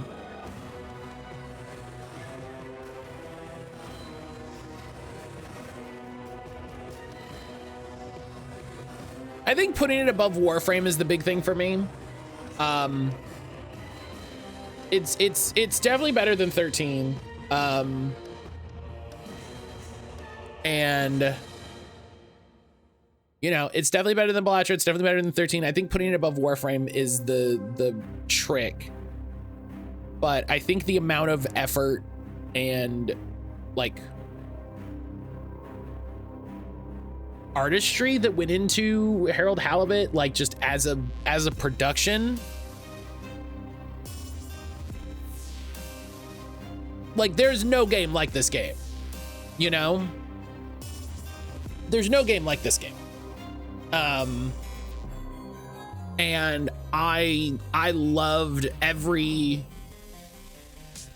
second of the story of this game. Got a fluffy blueberry bagel from a local bagel place. Hell yeah. I love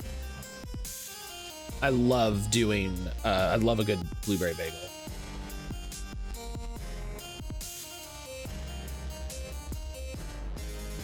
All right, and then April was also Promise Mascot Agency. Am I gonna play Arctic Eggs? Yes, I really want to play Arctic Eggs. Okay, so in kind of the same way of Harold Halibut, we start with it. It's easier to start from the bottom, from the top down, right?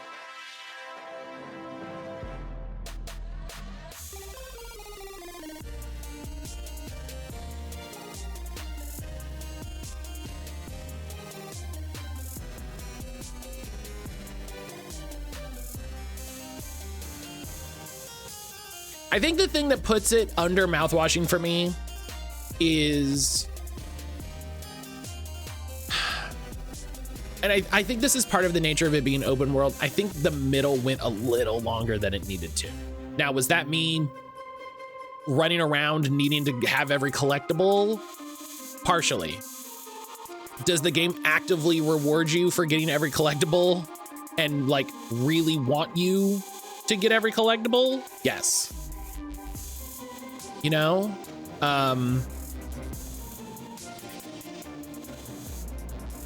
So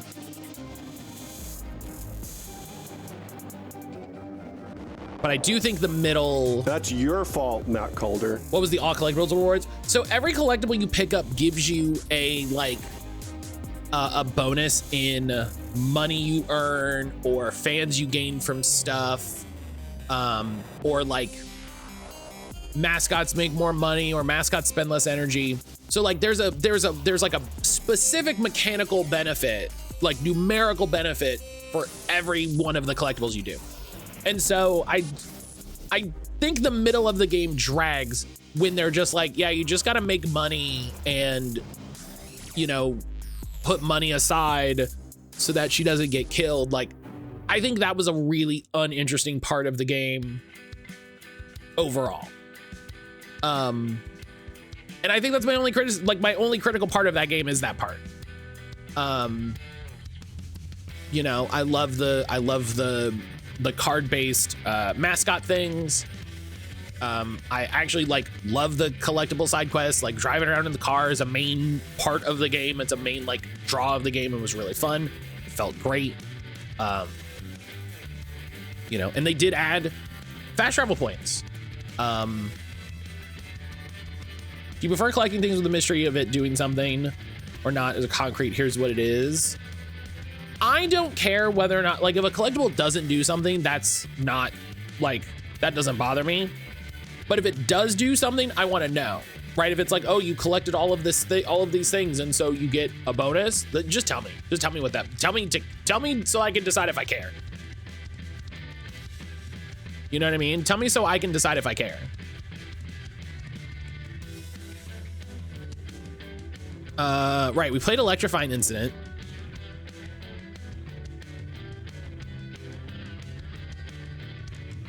Which was very good.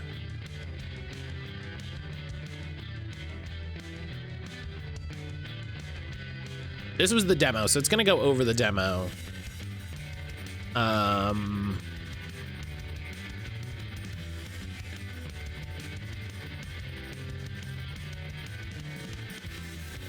I think this is right. Tower of Mask was a demo, but it was really engaged. Well, I said it's a demo. It's gonna go over the demo.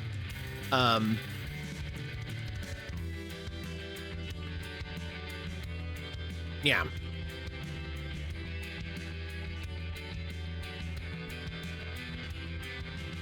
We also did Portal Fantasy. Oh my god, I played so many video games.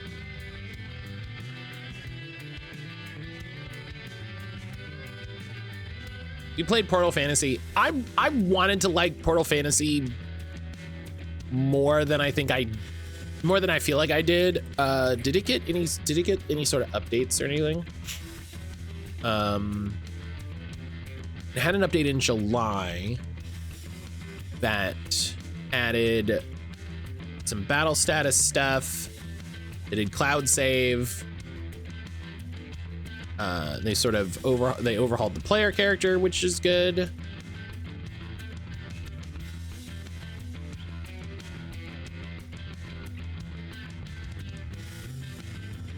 But nothing since then. So,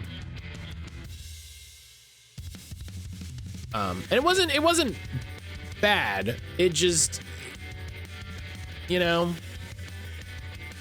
it wasn't bad. It was just not 100% there for me.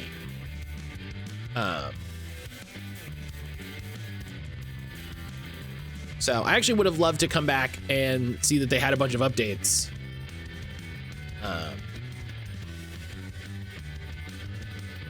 But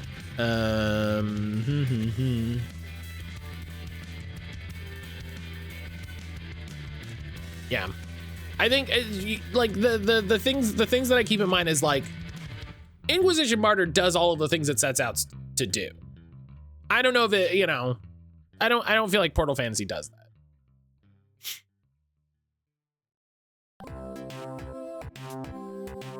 April, oh man, April was also Final Fantasy 13 too. Okay, here we go.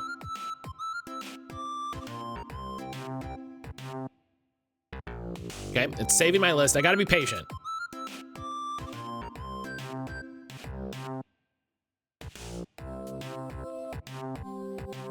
Okay. Final Fantasy 13-2. Okay. So Final Fantasy 13-2 at the very least is Final Fantasy 13 but better. The absolute, like the easiest way to describe this game is Final Fantasy 13-2 but better. So it is at the very least better than 13. I do think it's so funny that the main art on the character is like the main character on the art is still lightning. That's so funny to me. I feel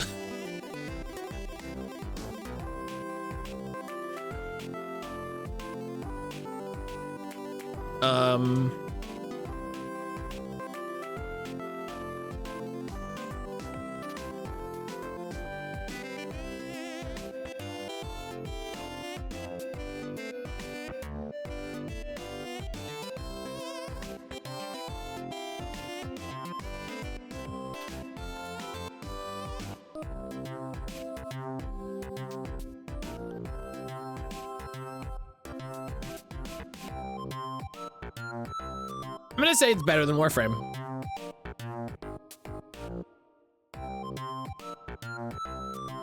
Final Fantasy 13-2 over 358 days. I think it's better than Warframe. Do you know what? I think I think the best game you could make, is something like Warframe. Like if you were making a service game, I think if you make a service game and you are consistently like the 12th best game people play every year, that's incredible. That's incredible. That would like,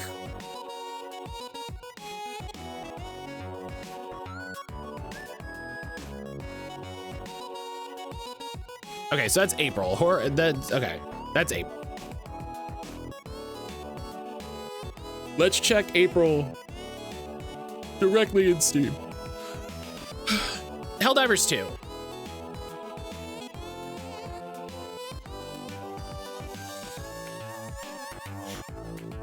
All right, Helldivers 2. I think Helldivers 2, for me,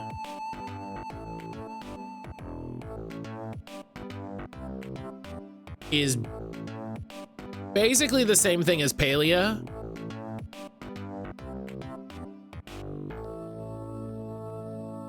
Where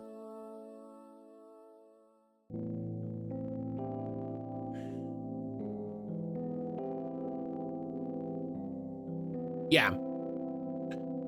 It's a similar thing of Palia where like I want to play it. A lot of my friends are playing it.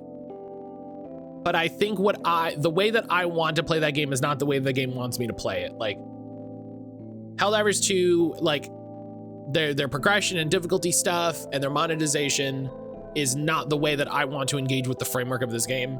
And that doesn't change the quality of the framework, but it changes the enjoyment that I have with it. So I think this is,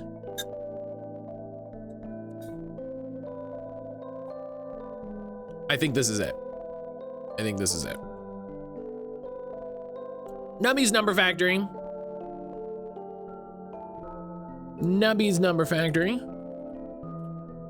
Wahoo! Ho ho ho! Anna! Ho. Anna, hello. I think Nubby's is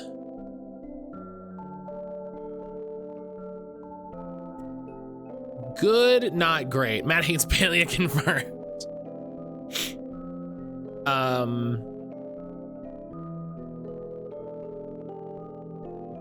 Anna, how are you? I should figure out, can I just, if I do, how do I do this? Yeah, there we go. Anna, hello. My favorite part of Nubby's Number Factory is instead of making another ball, it says Nubby gives birth, and that's it. I love the setup in Nubby's. I love like the, you know, in the same way of Lethal Company, I love the graphic design. I love the art direction. I love the mechanics, everything that it's doing. Jesus Christ. And I enjoy playing it. It is not the one of these that I'm gonna come back to again and again though. You know what I mean? Like I feel like if I really got excited about playing Nubbies, I would probably play it another 10 hours and then I would be like, yeah.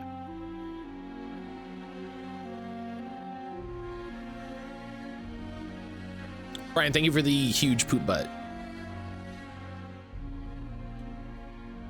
Warframe, Tabletop Sim, Vampire Survivors.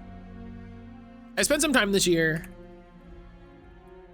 trying to get back into Vampire Survivors. And I think when we talk about games that like I could play again and again and again,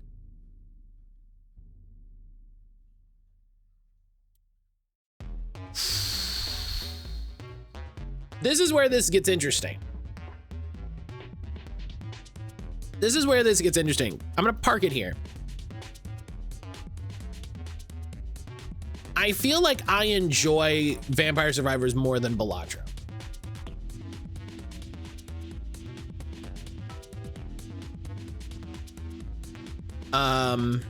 Well, let's start this, right? Let's start this. Yeah.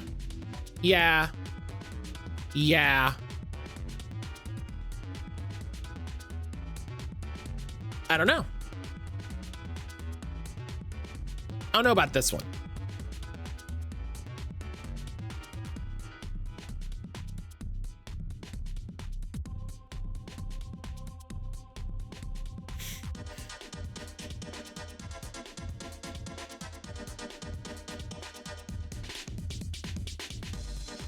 Like, this is making me rethink how high Balatro is. Like,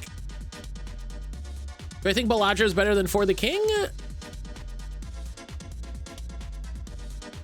Now that I'm thinking about it, no.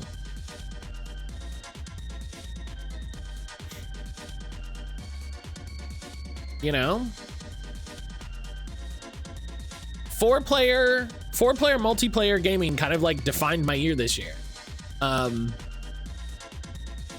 And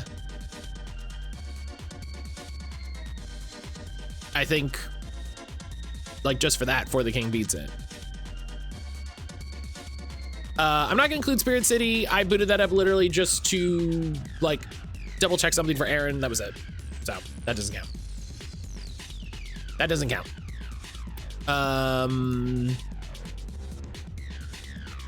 April was Harold Halibut, Indiana Jones. Indiana Jones, Harold Halibut, Indiana Jones, Harold Halibut. Okay, April, Aaron played South of Midnight. And even though I didn't play this game, Aaron and I played it together. She was just the one playing. And so I think that counts.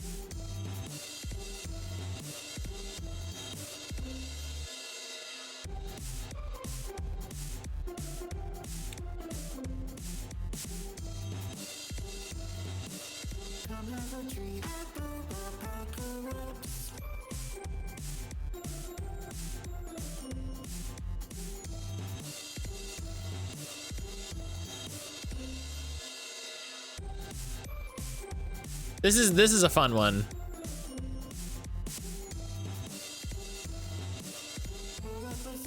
I think South of Midnight is better than Indiana Jones.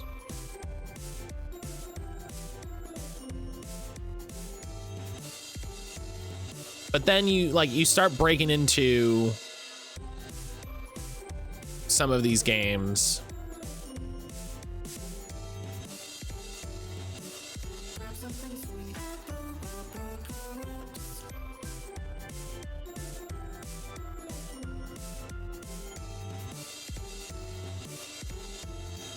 I kind of wish South of Midnight, I kind of wish where you got by the end of that game,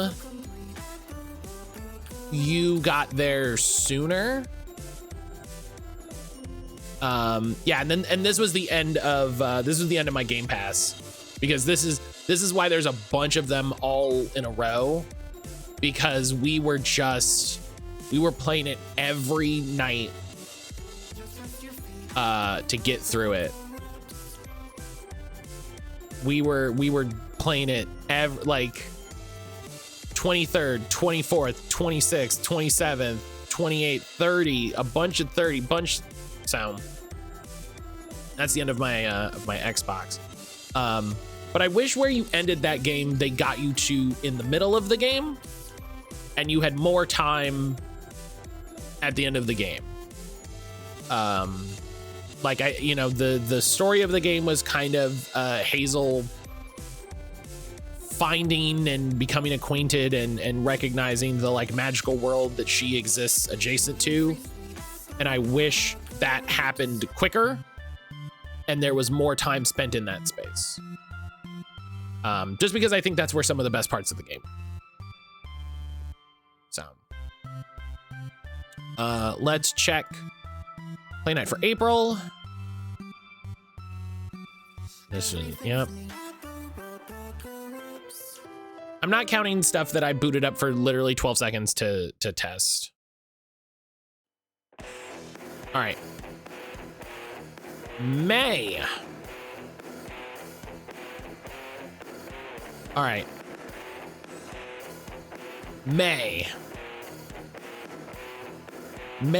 introduces the game. Like,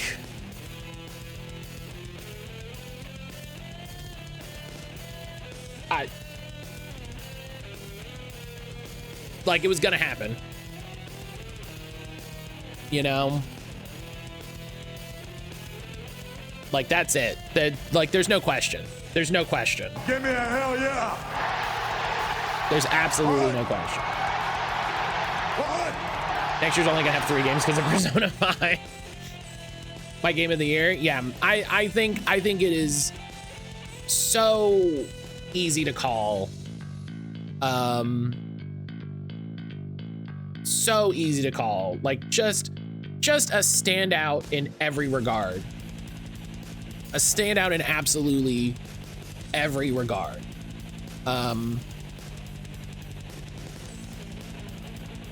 Oregon Trail 2 better be under blueprints.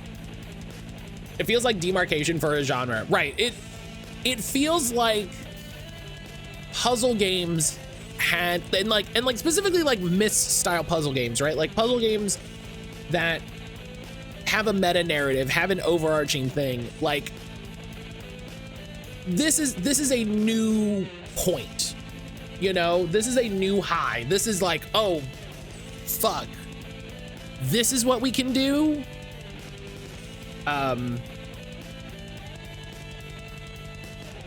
And Matt Stack over. You know what? Let's add Oregon Trail 2 so I don't forget. Did I misspell trail? No, trial. Did I misspell Oregon? Oregon. It's an O. Oregon Trail 2. Oregon Trail 2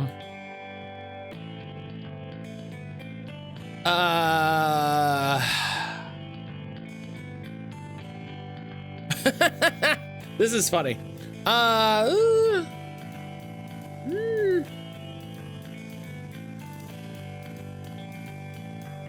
Blueprints was my game of the year too.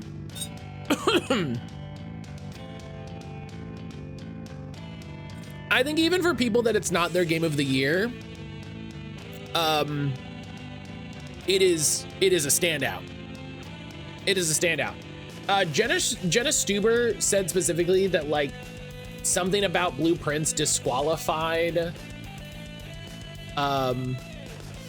like kind of disqualified it from being on her game of the year. And so now I'm really curious to go watch her Blueprints playthrough and kind of get her thoughts. Put it higher. Well, so this was a demo. This I haven't played a lot of time. So that's easy.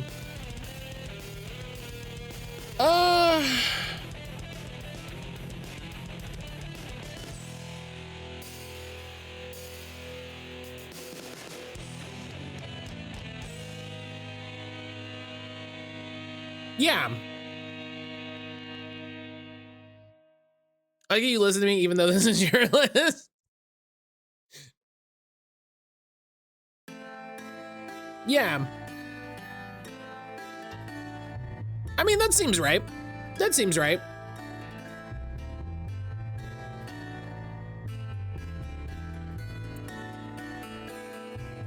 Okay, so streams in May. We streamed horror in High Rook, which was really good.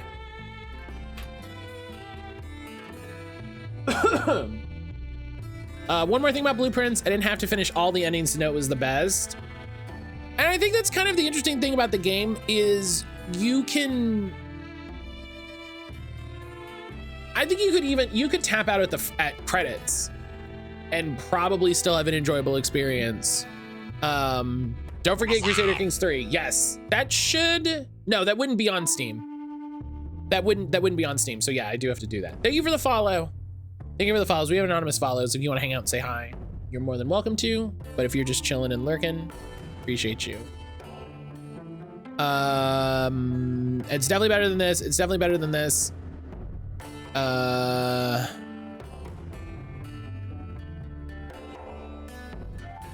better than Uma. It's better than Nubbies. No more horror games. Love a good horror game. Yuki-chan, hello.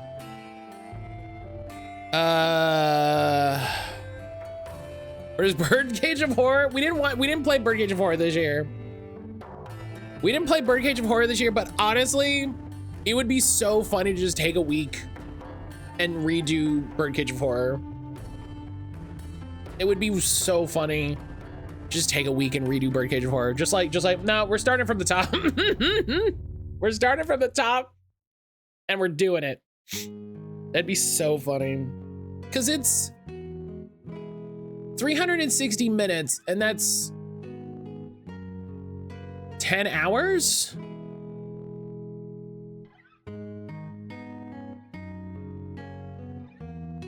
So it would take 3 days, roughly, but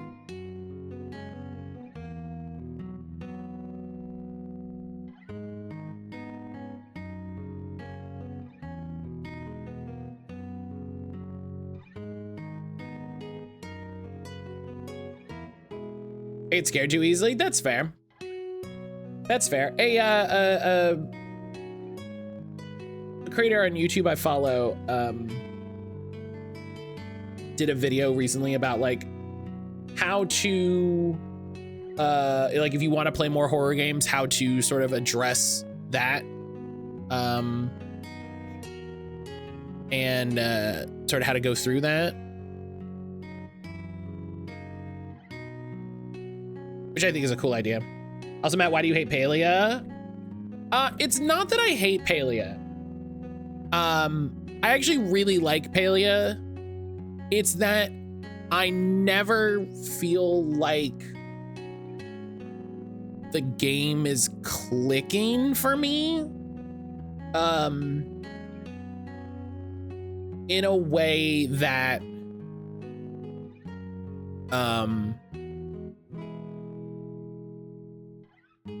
in a way that like makes it difficult to play. So the fun thing is Crusader Kings 3 is going to be kind of low because I didn't actually play Crusader Kings. So it's actually going to be kind of low. Like I'll put it above the board games. Is it because you hate fun? That's it. Matt Calder, I'm known for hating fun. Okay, so keep driving.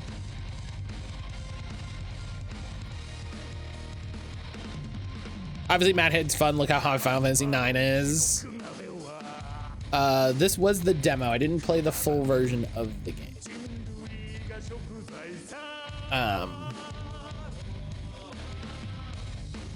My name is Matt Calder and I hate fun. Yeah, where's my channel logo? If you end up playing more Kingdom Hearts every time. Crusader Kings 3, would it be eligible for the new year? Does it only count the first year? No, this is just the stuff I've played this year. So if I play the full, if I actually like play Crusader Kings 3 next year, it will go on the list. I've always been a believer that your game of the year list should include stuff from previous years that you played this year. Just because a game came out last year, and you played it this year doesn't mean it's somehow magically disqualified, you know? Okay, it's definitely better than this. It's definitely better than this. It's definitely better than this. It's definitely better than this.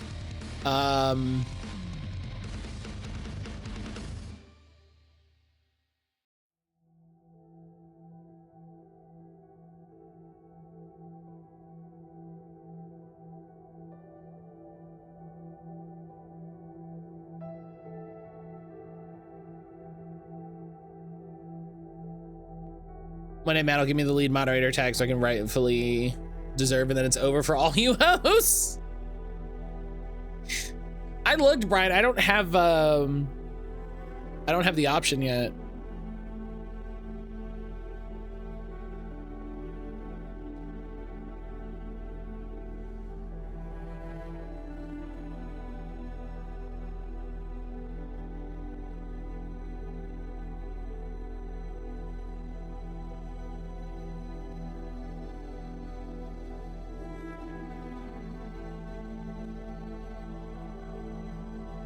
When daily DJ Jadgy Jeff style throw out of the stream. Yeah.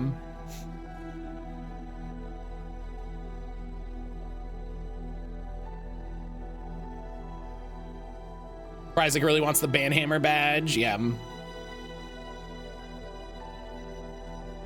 I think it's better than Indiana Jones because I think what it sets out to do, it does so very cleanly and like plainly, like very straightforwardly. And I think it does a lot with a little. I think it does more with the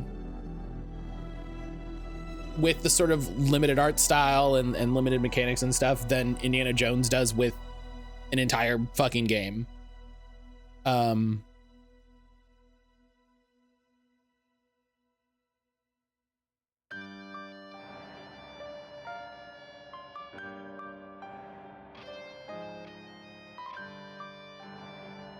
Yeah. Yeah. Inconbini. I don't know if they ever. How am I doing this? It's on backlog. It's on backlog.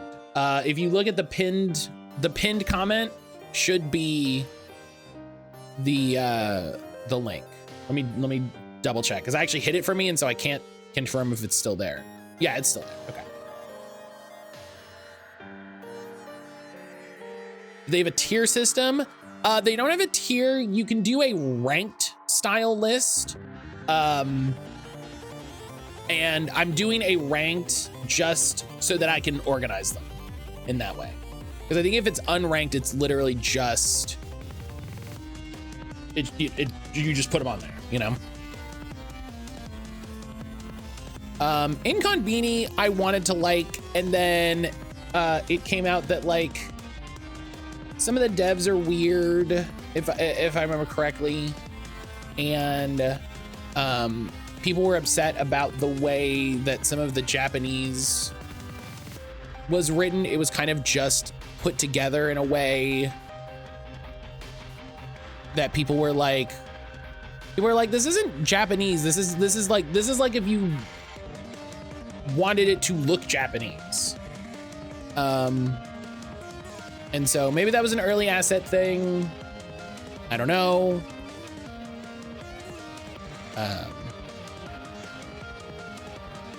But I did play it, so we'll put it there.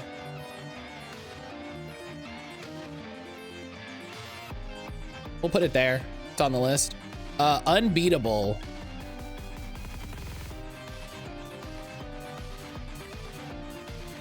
I really want to get the full version of not Demon, of Unbeatable.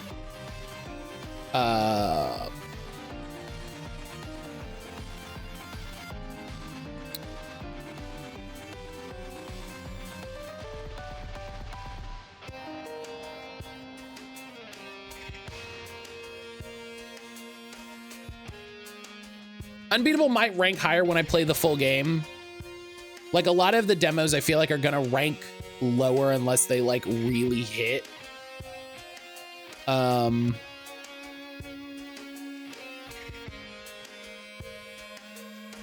like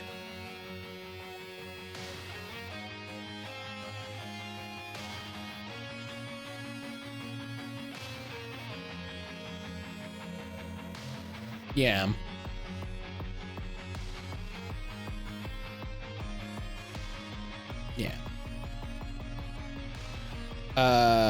Unbeatable. Battlesuit Aces, another game I want to play the full version of.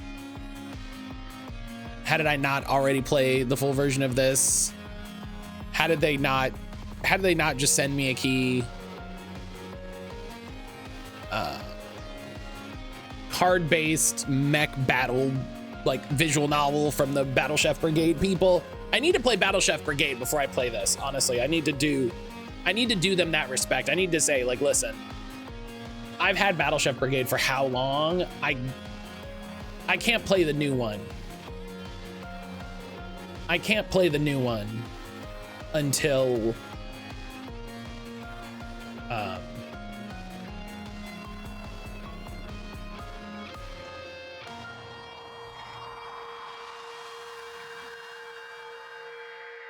I need to play, yeah. I've been saying for years I need to play Battle Chef Brigade. You should even play Color Sheep. I've never heard of Color Sheep.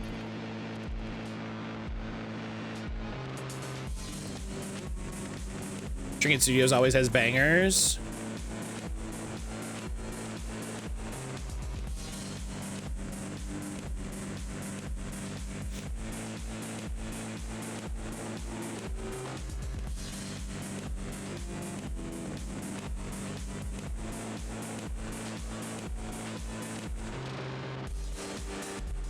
Color Sheep was Trinket's first game. I met them back in 2011. It's not on Steam. It's probably elsewhere. I would assume it's elsewhere. God, I'm old.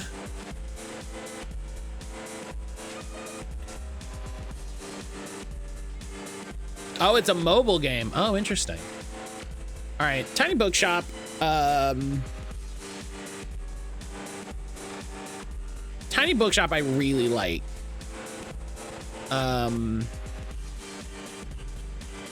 I think it goes under I'ma Let You Cook. Because it's not like my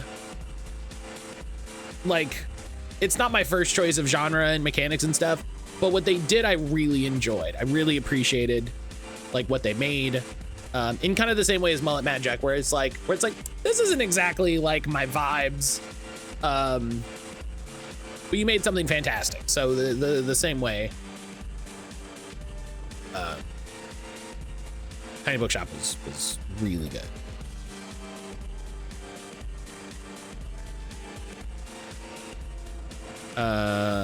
We're on May, right? Creepy Redneck Dinosaur Mansion 3.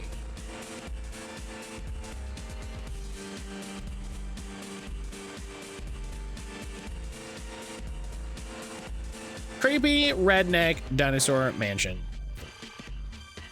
This is gonna go.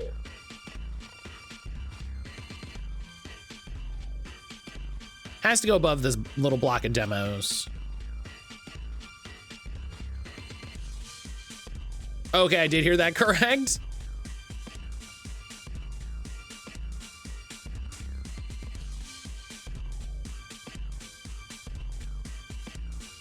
The imagery of the last couple lines of games is just white man stares at camera and is angry.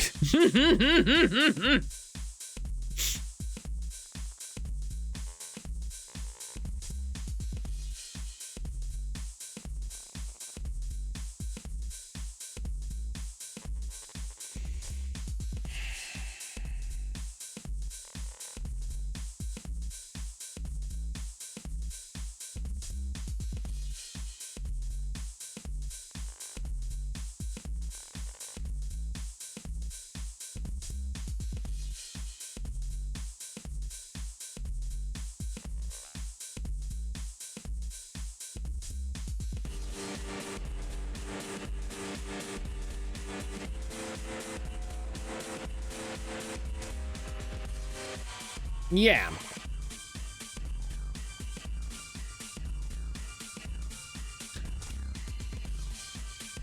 I talked about how I struggled to play Avowed, and I never had that feeling with Creepy Redneck Dinosaur Mansion 3.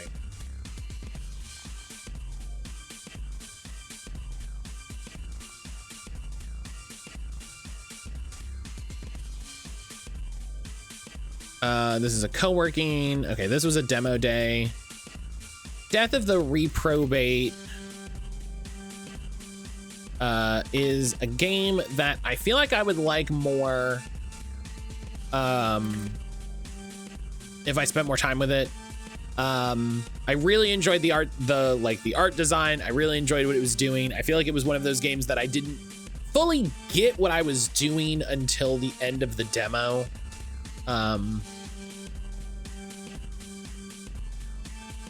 So it's on the list. I'm glad it's on the list. I'm glad I checked it out. It's definitely a thing that I want to. That took less time than I thought. Hello, I'm back. Is Blueprints at the top of the list? If not, why? Blueprints is at the top of the list. Blueprints is, of course, at the top of the list. The only reason it wouldn't be at the top of the list is if I hadn't gotten to it, which has been the big thing. A Week in the Life of a Social Giraffe is really cute idea. I think it's like a cute idea. I love the art style. I love the idea, like the way they did it. I think there's just not a lot to grab onto in that game, which is fine. You know, sometimes games are just about the thing that they're about, and it's that, and that's fine. But so, you know, coming off of the demo, this is kind of my idea. I don't remember anything about Scrabdackle. I will put Scrabdackle on here. I don't remember literally anything about it. So as I do, I will put it above Lockdown Protocol. But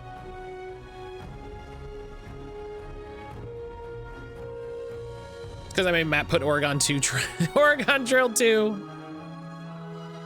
We Harvest Shadows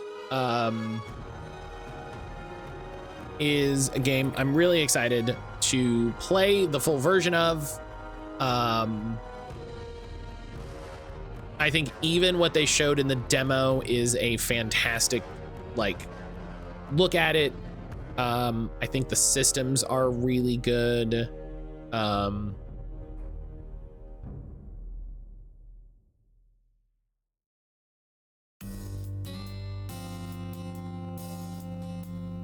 Yeah. Yeah. Oh, Esoteric Ebb. Oh, I was just telling Emily about this game. I was just telling Emily about this.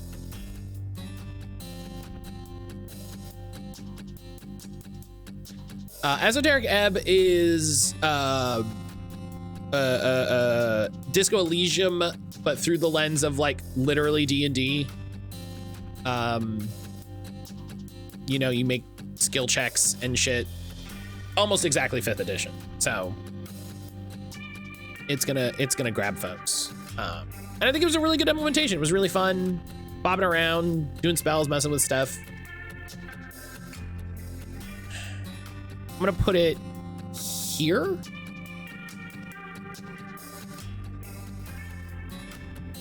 Yeah. Yeah. Oh, I gotta remember when I have streams like this that are multiple games, I need to make a new tab so I can click out. Horrid Highwork's already on there. Repo's already on there. Playtip's already on there. Horrid Highwork's already on there. Enshrouded already on there. Page am I on right now? Are we gonna take a break? Yes. We'll finish May. We will finish May and then we will take a break. Thank you, Nuja. Thank you for the reminder. Enshrouded, Final Fantasy 13-2. Oh, so this was a stumped day. This was a stumped day. We did headliners. Played a lot of games with stumped this year, and let me tell you, I had a great time. Headliners was really good. I think headliners is like, those stump folks seemed like good people. Yeah. Well, I mean, you know, as much as you can't trust, you know, as much as you can't, you know, you can trust a YouTuber these days. I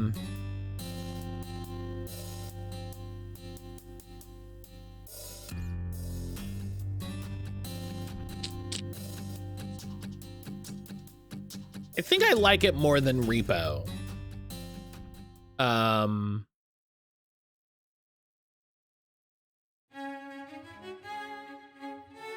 I think I like it more than Repo.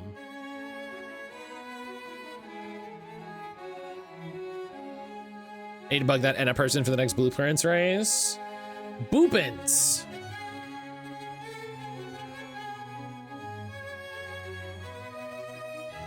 Uh, 13-2, 13-2. Okay, June, we've got some stuff that we're getting into. So let's finish. Let's do May here on Steam. Baldur's Blueprints. Played a little Baldur's Gate. Putting Baldur's Gate on this list when I think I booted it up to like check. I think I booted it up to like check a save thing. So I'm not going to include it. I didn't play it for any substantial amount of time. Deep Rock Survivor, I think I missed previously. I have one more day off relaxing and then back to work.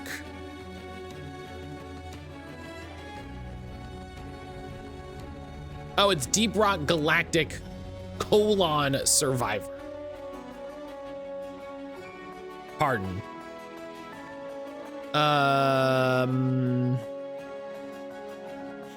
Survivor likes really get me.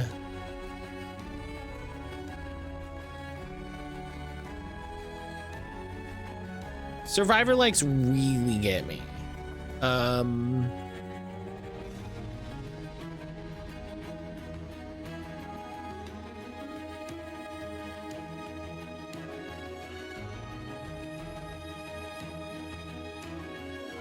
I still think the best Vampire Survivors alternative is Death Must Die. I don't think I've played that one.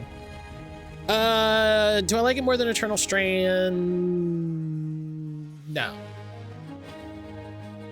No. Because even if I say I really enjoyed it, I have to recognize that it's, I don't want to say a cash in, but it is like existing assets, existing, you know, IP, you know, moved into a new genre, which is fine. I love it. Not discounting it at all. But compared to a wholly original game, I don't like it enough for that. Death Must Die asks, what if we mix Vampire Survivors with Hades and gave it the aesthetics of Diablo 2? I feel like this is probably the third time we've talked about this, because there's no way I'm not playing. Oh yeah, look at this art style. Yeah. Yeah. Oh yeah, buddy. Oh, I got to this screenshot where they're hovering over the inventory. Oh, buddy.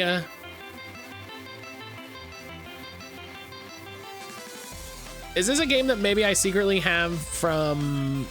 No, it's not secretly something I have from Humble.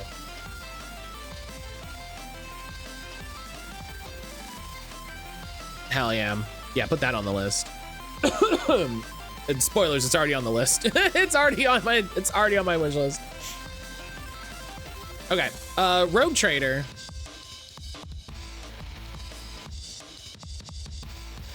Have I played Hell Maiden? That's the magical girl one. I played a bit of the demo. I played a bit of the demo. Looks really good. I haven't played a lot of Rogue Trader, and it's still going to rank pretty highly. Silver.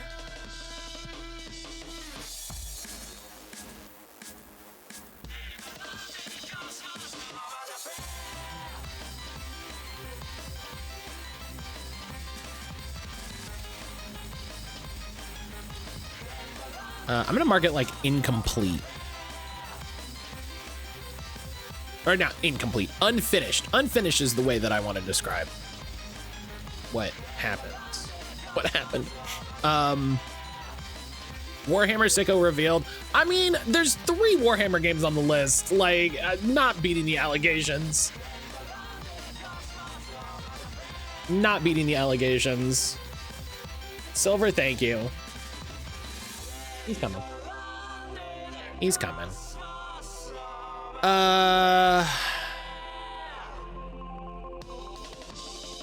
Revealed like it was secret. The big thing for me, I want Owlcat to make a Warhammer, like an old world Warhammer fantasy game. I don't want Age of Sigmar. I don't like Age of Sigmar. Old world. That's what I want.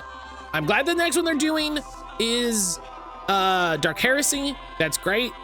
That's gonna let them use a lot of the stuff they've already made from Rogue Trader. That's great. I love it. Fantastic. Give me fantasy. Give me old world Warhammer fantasy.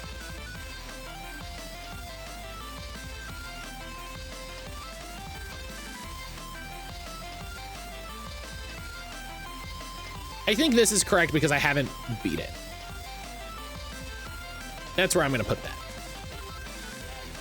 That's where I'm gonna put that. Sol Sesto is good. Sol Sesto's very good. Sol Sesto's also not fully like feature complete.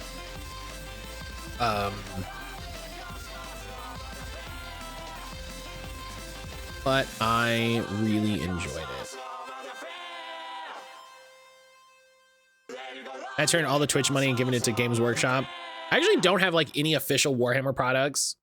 The handful of Warhammer minis that I do have are ones that I got for free, because you can go to a Warhammer store every month and get a free mini.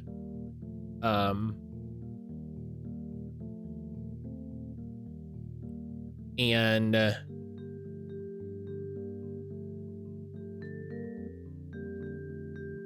gonna rate it higher than Deep Rock, than DRG Survivor. I'm gonna rate it higher than DRG Survivor, but kind of the same thinking. Crescent County. I am really excited. Is it with a C? It is with a C. Oh, Crescent. I'm really excited for. Anna was amazing enough to be on the podcast. I wish all of them the absolute best. I think that's here. In the little demo block. Right? This cute little demo block.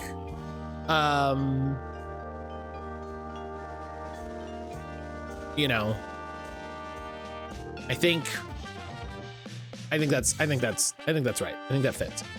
To a T. We didn't play enough of the To a T demo. We didn't play enough of the To a T demo, but I really want to play more of it. I think that goes. Like I know there's more. There was more in the demo than we had to do. Breezy, hello. Hope you're having a good break holiday or normal days. I hope you're doing well, friend. All right, let's check Play Night for any weird standouts. Oh, I started playing Daemon X Machina off stream.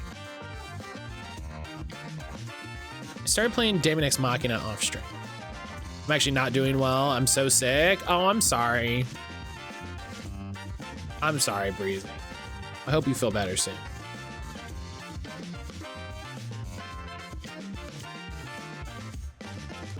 I mean, as always, like full games go through the demos. We talked about this. I liked Daemon X Machina, but I am not sticking with it. I have not played it in a minute, and I'm kind of struggling to put more time into it. And so I think 2026, I'm just gonna let it drop and move on to Daemon X Machina 2.